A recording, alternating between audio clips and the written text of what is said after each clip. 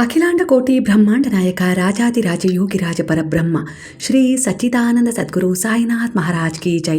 ಗುರುವಿನ ಪಾದಾರ ಬಿಂದುಗಳಿಗೆ ವಂದಿಸುತ್ತಾ, ನಮಸ್ತೆ ಸ್ನೇಹಿತರೆ, ಹೇಗಿದ್ದೀರಾ? ಗುರುವಿನ ಆಶೀರ್ವಾದ, ಭಗವಂತನ ದಯೆ, ಕರುಣೆ, ಪ್ರೇಮದಲ್ಲಿ ನೀವು ಸಂರಕ್ಷಿಸಲ್ಪಡ್ತಾ ಇದ್ದೀರಾ. ಹಾಗೆ ನಿಮ್ಮ ಒಳ್ಳೆಯ ಉದ್ದೇಶ, ನಡೆ, ನುಡಿ, ನಿಮ್ಮ ಜೀವನದಲ್ಲಿ ನೀವು ಬಯಸ್ತಾ ಇರುವ ಒಂದು ಒಳ್ಳೆಯದನ್ನು ನಿಮ್ಮ ಕಡೆ ಆಕರ್ಷಣೆ ಮಾಡ್ಕೊಳ್ಳೋಕ್ಕೆ ಸಹಾಯ ಮಾಡ್ತಾ ಇದೆ. ಸ್ನೇಹಿತರೆ, ಎಂದಿನಂತೆ ಇದು ಒಂದು ಟೈಮ್ಲೆಸ್ ಜನರಲ್ ರೀಡಿಂಗ್ ಆಗಿರುತ್ತೆ. ಹಾಗೆ ಇದು ಕನೆಕ್ಟಿವ್ ಎನರ್ಜಿಯಲ್ಲಿರುತ್ತೆ. ಯಾವ ಸಮಯದ ಎನರ್ಜಿ ಪ್ರಕಾರ ನೀವು ಈ ರೀಡಿಂಗ್ನ ಎನರ್ಜಿಗೆ ಕನೆಕ್ಟ್ ಆಗ್ತಿರೋ, ಖಂಡಿತವಾಗಿಯೂ ಈ ಎನರ್ಜಿ ನಿಮ್ಮನ್ನು ಹೀಲ್ ಮಾಡುತ್ತೆ, ಹಾಗೆ ಪ್ರೊಟೆಕ್ಟ್ ಮಾಡುತ್ತೆ, ಹಾಗೆ ಸರಿಯಾದ ತೀರ್ಮಾನಗಳನ್ನು ಸರಿಯಾದ ಸಮಯದಲ್ಲಿ ತೆಗೆದುಕೊಳ್ಳಲು ನಿಮಗೆ ಸಹಾಯ ಮಾಡುತ್ತೆ. ಹಾಗಾದರೆ ಎಂದಿನಂತೆ ಗುರುವಿನ ಹಾಗೆ ಭಗವಂತನ ಎನರ್ಜಿಗೆ ಕನೆಕ್ಟ್ ಆಗುವ ಮೂಲಕ ಅವರ ಸ್ಮರಣೆಯನ್ನು ಮಾಡ್ತಾ ಇವತ್ತಿನ ರೀಡಿಂಗ್ ಯಾವ ರೀತಿ ನಿಮ್ಮ ಜೀವನಕ್ಕೆ ಅನೇಕ ರೀತಿಯ ಸಮಸ್ಯೆಗಳಲ್ಲಿದ್ದವರಿಗೆ ಯಾವ ರೀತಿ ಪರಿವರ್ತನೆ ತಗೊಳ್ಳೋಕ್ಕೆ ಸಹಾಯ ಮಾಡುತ್ತೆ, ಹಾಗೆ ಯಾವೆಲ್ಲ ಬದಲಾವಣೆಗಳನ್ನು ನೀವು ನಿಮ್ಮ ಜೀವನದಲ್ಲಿ ನಿರೀಕ್ಷೆ ಮಾಡ್ತಾ ಇದ್ದೀರಾ ಅನ್ನೋದನ್ನು ನೋಡೋದಾದರೆ, ಮೊದಲನೆಯದಾಗಿ ಇಲ್ಲಿ ಯಾವುದೋ ಒಂದು ಕರ್ಮದಿಂದ ನೀವು ಹೊರಗೆ ಬಂದಿದ್ದೀರಾ. ನಿಮ್ಮ ಮನಸ್ಸಿನಲ್ಲಿರುವ ಕೆಲವು ವಿಚಾರಗಳನ್ನು, ಅಂದರೆ ಒಂದು ಹಿಡಿದಿಟ್ಟುಕೊಂಡಿರುವ ಒಂದಿಷ್ಟು ಘಟನೆಗಳನ್ನು, ಅದು ನೋವು ಕೊಟ್ಟಿರೋದಾಗಿರ್ಬೋದು, ಹಾಗೆ ನಿಮ್ಮ ಒಂದು ಅಸ್ತಿತ್ವಕ್ಕೆ, ಅಂದರೆ ನಿಮ್ಮ ಒಂದು ವ್ಯಕ್ತಿತ್ವಕ್ಕೆ ಅವಮಾನ, ನಿಂದನೆ ಮಾಡಿರೋ ವಿಚಾರ ಆಗಿರ್ಬೋದು. ಒಟ್ಟಾರೆಯಾಗಿ ಆ ವಿಚಾರವನ್ನು ಈಗ ನೀವು ಮನಸ್ಸಿನಿಂದ ಹೊರಹಾಕಿ, ನೀವು ಪದೇ ಪದೇ ಕೆಲವು ಅದೇ ತಪ್ಪುಗಳನ್ನು ಮಾಡ್ತಾ ಇದ್ದೀರಾ. ಈ ಸಮಯದಲ್ಲಿ ನಿಮಗೆ ಅದು ತಿಳಿತಾ ಇಲ್ಲ. ನೀವು ಒಂದು ನೆಗೆಟಿವ್ ಎನರ್ಜಿಯ ಹಿಡಿತಕ್ಕೆ ಹೋಗ್ತಾ ಇದ್ದೀರಾ. ನೀವು ಏನೇ ಮಾಡ್ತಾ ಇದ್ರೂ ಅದು ನೆಗೆಟಿವ್ ಆಗ್ತಾ ಇದೆ. ಸಂಬಂಧ ಬದಲಾಯಿಸ್ತಾ ಇದ್ದೀರಾ, ಬದಲಾಯಿಸಬೇಕು ಅಂತೇಳಿ ಅಂದ್ಕೊಂಡಿದ್ದೀರಾ, ದೂರ ಮಾಡಿದಾರ, ಅದೇ ರೀತಿಯ ವ್ಯಕ್ತಿಗಳು ಮತ್ತೆ ಮತ್ತೆ ಎದುರಾಗ್ತಾ ಇದ್ದಾರೆ. ಕೆಲಸ ಬದಲಾಯಿಸ್ತಾ ಇದ್ದಾರೆ, ಆ ಜಾಗದಲ್ಲಿ ಏನೋ ಸಮಸ್ಯೆ ಇದೆ ಅಂಥೇಳಿ ಅಲ್ಲೂ ಕೂಡ ನಿಮಗೆ ಅದೇ ರೀತಿಯ ಪರಿಸ್ಥಿತಿಗಳನ್ನು ಹೊಸದಾಗಿ ಹೋದ ಜಾಗದಲ್ಲೂ ಕೂಡ ಎದುರಿಸಲು ಅವಕಾಶ ಸಿಗ್ತಾ ಇದೆ. ನೀವು ಸಂಬಂಧ ಮತ್ತು ಕೆಲಸ ಮಾಡುವ ಸ್ಥಳ ಬದಲಾಯಿಸ್ತಾ ಇದ್ದೀರಾ, ಆದರೆ ಸಂಬಂಧಗಳು, ಪರಿಸ್ಥಿತಿಗಳು ಅದೇ ರೀತಿ ಇದ್ದಾವೆ. ಯಾವುದೂ ಕೂಡ ಬದಲಾವಣೆ ಆಗ್ತಾ ಇಲ್ಲ. ಅಂದರೆ ನಿಮ್ಮನ್ನು ಅಲದಾಡಿಸ್ತಾ ಇದೆ, ಆದರೆ ಆ ಸಂಬಂಧ, ಆ ಪರಿಸ್ಥಿತಿಗಳು ಕೂಡ ಅದೇ ರೀತಿ ನಿಮ್ಮ ಜೀವನದಲ್ಲಿ ಮತ್ತೆ ಮತ್ತೆ ಸುತ್ತುವರೆದು ಬರ್ತಾ ಇದ್ದಾವೆ. ದಿನ ಕಳೀತಾ ಇದ್ದಾವೆ, ಆದರೆ ಪರಿಸ್ಥಿತಿಗಳು ಹಾಗೇ ಇವೆ. ಇದರ ಅರ್ಥ ನೀವು ಒಂದೇ ಒಂದು ಚಕ್ರದಲ್ಲಿ ಸುತ್ತುತ್ತಾ ಇದ್ದೀರಾ. ಇಂಥದ್ದೇ ಒಂದು ಚಕ್ರವನ್ನು ಗುರುವು ಅವರ ಶರಣದಲ್ಲಿ ಹೋದ್ಮೇಲೆ ಮುರಿತಾ ಇದ್ದಾರೆ. ಇಂತಹ ಪರಿಸ್ಥಿತಿಗಳಿಂದ ಸುತ್ತುವರಿತಾ ಇದ್ದ ಆ ಚಕ್ರವನ್ನು ನೀವು ಭೇದಿಸಲಿಕ್ಕೆ ಸಾಧ್ಯ ಆಗ್ತಾ ಇರಲಿಲ್ಲ, ಆದರೆ ಗುರುವು ಸಾಧ್ಯ ಮಾಡಿಕೊಟ್ಟು ಆ ಚಕ್ರವನ್ನು ಮುರಿದು ಅದರಿಂದ ನಿಮ್ಮನ್ನು ಹೊರತರಲಿಕ್ಕೆ ಇಲ್ಲಿ ನಿಮಗೆ ಆಶೀರ್ವಾದ ಮಾಡಿದ್ದಾರೆ ಅನ್ನೋ ರೀತಿಯಲ್ಲಿ ಬರ್ತದೆ. ನೀವು ನಂಬಿದ ಗುರುವು, ಅಂದರೆ ಕಾರ್ಮಿಕ್ ರಿಲೀಸ್ ಮಾಡ್ತಾ ಇದ್ದಾರೆ. ಆ ವಸ್ತು, ಆ ವಿಚಾರ ನಿಮ್ಮ ಕಾರ್ಮಿಕ್ ಡೆಪ್ತ್ ಹೆಚ್ಚಿಸ್ತಾ ಇತ್ತು. ನಿಮ್ಮ ಜೊತೆ ತಪ್ಪಾದ ಜನರು ಅಟ್ಯಾಚ್ ಆಗೋದಾಗಿರ್ಬೋದು. ನಿಮ್ಮ ಜೀವನದಲ್ಲಿ ಅಹಂಕಾರ, ದ್ವೇಷ, ನಾನು ಅನ್ನೋ ಭಾವ, ಇಲ್ಲ ಆಸೆ, ಇವೆಲ್ಲದನ್ನು ಗುರು ದೂರ ಮಾಡಿದ್ದಾರೆ. ಅಂದರೆ ಸ್ವಲ್ಪ, ಅಂದರೆ ಅತಿಯಾಗಿತ್ತಿವೆಲ್ಲ ವಿಚಾರಗಳು. ಎಲ್ಲೋ ಒಂದು ರೀತಿಯಲ್ಲಿ ಇತ್ತು. ಮನುಷ್ಯ ಅಂದಮೇಲೆ ಇಷ್ಟು ವಿಚಾರಗಳು ಇದ್ದೇ ಇರ್ತವೆ. ಅದು ಕೆಲವೊಂದು ಸಮಯದಲ್ಲಿ ನೀವು ದ್ವೇಷ ಮಾಡಬೇಕು ಅಂತ ಅಂದ್ಕೊಳ್ಳಲ್ಲ, ಅಹಂಕಾರ ತೋರಿಸ್ಬೇಕು ಅಂತ ಹೇಳಿ ಅಂದ್ಕೊಳ್ಳಲ್ಲ. ಅಷ್ಟು ನೋವು ಕೊಟ್ಟ ವ್ಯಕ್ತಿಗಳಾಗಿರ್ಬೋದು, ಇಲ್ಲ ನಿಮ್ಮ ಜೀವನದಲ್ಲಿ ನಿಮಗೆ ನಿಂದಿಸಿ ಅವಮಾನಿಸಿದ ವ್ಯಕ್ತಿಗಳು ಎದುರಾಗ್ತಿದ್ದಂಗೆ ಎಲ್ಲೋ ಒಂದು ರೀತಿಯಲ್ಲಿ ನಿಮ್ಮ ಆ್ಯಟಿಟ್ಯೂಡ್ ಅವರ ಎದುರಿಗೆ ಬದಲಾಗುತ್ತೆ. ಸ್ವಲ್ಪ ಗತ್ತು, ಅದ್ರ ಜೊತೆ ಸ್ವಲ್ಪ ಒಳ ಅಹಂಕಾರ ಹೆಚ್ಚಾಗಬಹುದು, ಹಾಗೆ ದ್ವೇಷನೂ ಕೂಡ ಹೆಚ್ಚಾಗ್ಬೋದು. ಇದು ತಪ್ಪಲ್ಲ, ಆದರೂ ಕೂಡ ಆ ವ್ಯಕ್ತಿತ್ವ ನಿಮ್ಮದಾಗಿರಬಾರ್ದು. ಹಾಗಾಗಿ ಅದನ್ನು ನಿಮ್ಮಿಂದ ದೂರ ಮಾಡಿದ್ದಾರೆ ಅನ್ನೋ ರೀತಿಯಲ್ಲಿ ಇಲ್ಲಿ ಗುರು ಒಂದು ಎನರ್ಜಿ ಕನೆಕ್ಟ್ ಆಗ್ತದೆ. ಯಾಕಂದರೆ ಗುರುವಿನ ಶರಣದಲ್ಲಿದ್ದೀರಾ, ದಿನನಿತ್ಯ ಪ್ರಾರ್ಥನೆ ಮಾಡ್ತಾಯಿದ್ದೀರಾ, ನಿಮ್ಮ ನಡೆ ನುಡಿಯನ್ನು ಬದಲಾಯಿಸ್ಕೊಳ್ತಿದ್ದೀರಾ, ಅವರ ಉಪದೇಶಗಳಂತೆ ನೀವು ನಡ್ಕೊಳ್ತಾ ಇದ್ದೀರಾ. ಇವೆಲ್ಲವೂ ನಿಮ್ಮನ್ನು ಒಂದು ಆಧ್ಯಾತ್ಮಿಕ ಪ್ರಯಾಣದಲ್ಲಿ ಭದ್ರಪಡಿಸ್ತಾ ಇದೆ. ಅದರ ಜೊತೆ ಭಗವಂತನ ಸಂಪರ್ಕಕ್ಕೆ ನೇರವಾಗಿ ನಿಮಗೂ ಒಂದು ಮಾಧ್ಯಮವಾಗಿ ಕಾರ್ಯನಿರ್ವಹಿಸ್ತಾ ಇದ್ದಾವೆ. ಇದ್ರ ಜೊತೆಗೆ ಎಲ್ಲಾದರೂ ನಿಮಗೆ ಸ್ವಲ್ಪ ವಿಶೇಷವಾದದ್ದನ್ನು ಪಡ್ಕೊಳ್ಳೋಕ್ಕೆ, ಅಂದರೆ ಭಗವಂತನ ಆಶೀರ್ವಾದವನ್ನು ನೀವು ನೇರವಾಗಿ ಪಡ್ಕೊಳ್ಬೇಕು. ಹಾಗೆ ನಿಮ್ಮ ಭಾಗ್ಯದಲ್ಲಿ ಯಾವೆಲ್ಲ ಅಡೆತಡೆಯಿಂದ ನಿಮಗೇನು ಸಿಗಬೇಕಾಗಿತ್ತೋ ಅದು ನಿಲ್ಲಾಗಿದೆ, ಅಂದರೆ ಅದನ್ನು ನೀವು ಪಡ್ಕೊಳ್ಬೇಕು. ಅದಕ್ಕೋಸ್ಕರ ಗುರು ನಿಮ್ಮಲ್ಲಿರುವ ಇನ್ನೂ ಅಳಿದುಳಿದ ಅಹಂಕಾರ, ನಾನು ಅನ್ನುವ ಅಹಂ, ಅದು ಯಾವ ಸಮಯದಲ್ಲೂ ನಿಮಗೆ ಬರಬಾರ್ದು. ನಿಮ್ಮ ಶತ್ರುಗಳೇ ಎದುರಾದರೂ ಕೂಡ ಅದು ನಿಮ್ಮ ಎದುರಿಗೆ, ಅಂದರೆ ನಿಮ್ಮಲ್ಲಿ ಸುಳಿಬಾರ್ದು ಅನ್ನೋ ರೀತಿಯಲ್ಲಿ ಗುರುವು ಬಯಸ್ತಾ ಇದ್ದಾರೆ. ಆಗಲೇ ನಿಮ್ಮ ಭಾಗ್ಯದಲ್ಲಿ ನಿಮಗೋಸ್ಕರ ಏನು ಡಿಸರ್ವ್ ಆಗಿತ್ತಲ್ಲ ಅದನ್ನು ಪಡ್ಕೊಳ್ಳೋಕ್ಕೆ ಸಾಧ್ಯ ಆಗುತ್ತೆ. ಗುರುವಿನ ಶರಣದಲ್ಲಿ ನೀವು ಬಂದಿದ್ದೀರಾ ಅಂದರೆ ಮೊದಲು ನಿಮಗೊಂದು ಶಿಕ್ಷಣ ಸಿಗುತ್ತೆ, ನಂತರ ಕೆಲವು ಪರೀಕ್ಷೆಗಳು, ನಂತರ ನೀವು ಬಯಸಿದ್ದು ಸಿಗುತ್ತೆ. ಇದೇ ಗುರುವಿನ ಒಂದು ಶಿಕ್ಷಣ ಕೊಡುವ ರೀತಿಯಾಗಿರುತ್ತೆ. ಇದರಲ್ಲಿ ನೀವೀಗ ಪಾಲ್ಗೊಂಡಿದ್ದೀರಾ ಅಂದಮೇಲೆ ಖಂಡಿತ ಅವರ ಒಂದು ಉಪದೇಶಗಳಂತೆ ನಿಮ್ಮ ನಡೆ ನುಡಿಯೇ ಬದಲಾಯಿಸ್ಕೊಂಡಿದ್ದೀರಾ. ಅಂದರೆ ಕೆಲವಷ್ಟು ಇನ್ನೂ ಒಂದಿಷ್ಟು ವಿಚಾರಗಳು ಮನಸ್ಸಿನಿಂದ ಹೋಗದೆ ನಿಮ್ಮಲ್ಲಿರ್ತವೆ. ಆ ಒಂದು ವಿಚಾರಗಳನ್ನು, ಆ ಒಂದು ನಕಾರಾತ್ಮಕವಾದ ಊರ್ಜೆಗಳನ್ನು ಹೊರ ಹಾಕ್ತಾ ಇದ್ದಾರೆ. ಅದ್ರ ಜೊತೆಗೆ ನಿಮ್ಮ ಸುತ್ತಮುತ್ತ ಇರುವ ಕೆಲವೊಂದಿಷ್ಟು ಜನರನ್ನು ಕೂಡ ದೂರ ಮಾಡ್ತಾರೆ. ಅಂದರೆ ಅದು ನಿಮಗೆ ಅವರಿಂದ ತೊಂದರೆ ಆಗ್ತಾಯಿತ್ತು, ಅದು ನಿಮಗೆ ತಿಳಿತಾ ಇಲ್ಲ. ನಿಮ್ಮ ಎದುರಿಗೆ ನಿಮ್ಮ ಥರನೇ ಇದ್ದು ನಿಮ್ಮ ಹಿಂದೆ ವಿಷ ಕಕ್ತಾ ಇದ್ದಾರಲ್ಲ, ಹಾಗಾಗಿ ಅಂಥ ಜನರನ್ನು ಅವರು ಗುರುತಿಸಿ ದೂರ ಮಾಡ್ತಾ ಇದ್ದಾರೆ. ನಿಮ್ಮ ಒಂದು ಹಿಂದಿನ ಜೀವನದ ಘಟನೆ ಆಗಿರ್ಬೋದು, ಈಗ ವಾಸ್ತವ ಕೆಲವು ಪರಿಸ್ಥಿತಿಗಳಾಗಿರ್ಬೋದು, ಪ್ರಸ್ತುತ ಎನರ್ಜಿಯ ಪ್ರಕಾರ ನಿಮ್ಮನ್ನು ತುಂಬ ನೋಯಿಸ್ತಾ ಇದ್ದಾರೆ. ಕೆಲವರು ನಿಮ್ಮ ಕಣ್ಣೀರಿಗೆ ಕಾರಣರಾಗ್ತಾ ಇದ್ದಾರೆ. ನೀವು ಒಂದು ಸಮಸ್ಯೆಯಿಂದ ಹೊರಗೆ ಬರಬೇಕು ಅಂತೇಳಿ ಪ್ರಯತ್ನ ಪಟ್ಟು ಇನ್ನೊಂದು ಸಮಸ್ಯೆಯಲ್ಲಿ ಅನಿವಾರ್ಯವಾಗಿ ನಿಮಗೆ ಗೊತ್ತಿಲ್ಲದ ರೀತಿಯಲ್ಲಿ ನೀವು ಸಿಕ್ಕಾಕೊಂಡ್ಬಿಟ್ಟಿದ್ದೀರಾ. ಅದರಿಂದ ಹೊರಗೆ ಬರೋಕ್ಕೂ ಆಗ್ತಾಯಿಲ್ಲ, ಆ ನೋವನ್ನು ಸಹಿಸ್ಕೊಳ್ಳೋಕ್ಕೂ ಆಗ್ತಾಯಿಲ್ಲ. ಏನು ಮಾಡೋದು ಅಂಥೇಳಿ ನಿಮಗೆ ಗೊತ್ತಾಗ್ತಾ ಇಲ್ಲ. ಆದರೆ ಗುರುವು ಅವರ ಶರಣದಲ್ಲಿ ನೀವಿರೋದ್ರಿಂದ ಇಲ್ಲಿ ನಿಮಗೊಂದು ಭರವಸೆ ಕೊಡ್ತಾ ಇದ್ದಾರೆ. ನಿನಗೆ ತೊಂದರೆ ಕೊಡ್ತಾ ಇದ್ದಾರೆ, ನೋವು ಕೊಡ್ತಾ ಇದ್ದಾರೆ ಅಂದರೆ ಅವರು ನಿನಗೆ ಒಂದು ಜೀವನದ ಬದಲಾವಣೆಗೋಸ್ಕರ ಅದು ಬರ್ತಾ ಇರ್ಬೋದು. ಇಲ್ಲ ನಿನ್ನ ಆತ್ಮದ ಉದ್ದೇಶ ಬೇರೊಂದು ರೀತಿಯಲ್ಲಿ, ಬೇರೊಂದು ದಾರಿಯಲ್ಲಿ ಹೋಗಬೇಕು, ಆ ತೀರ್ಮಾನವನ್ನು ತಗೊಳ್ಬೇಕು ಅನ್ನೋ ರೀತಿಯಲ್ಲಿ ಪದೇ ಪದೇ ಅದೇ ವಿಚಾರಗಳು, ಅದೇ ಪ್ಯಾಟ್ರನ್ ನೀನು ಎದುರಾಗ್ತಾ ಇರಬಹುದು. ಇಲ್ಲ ಹಿಂದಿನ ಜನ್ಮದಲ್ಲಿ ನೀನು ಕೊಟ್ಟದ್ದೇ ನಿನಗೆ ಮರಳಿ ಸಿಗ್ತಾ ಇರ್ಬೋದು.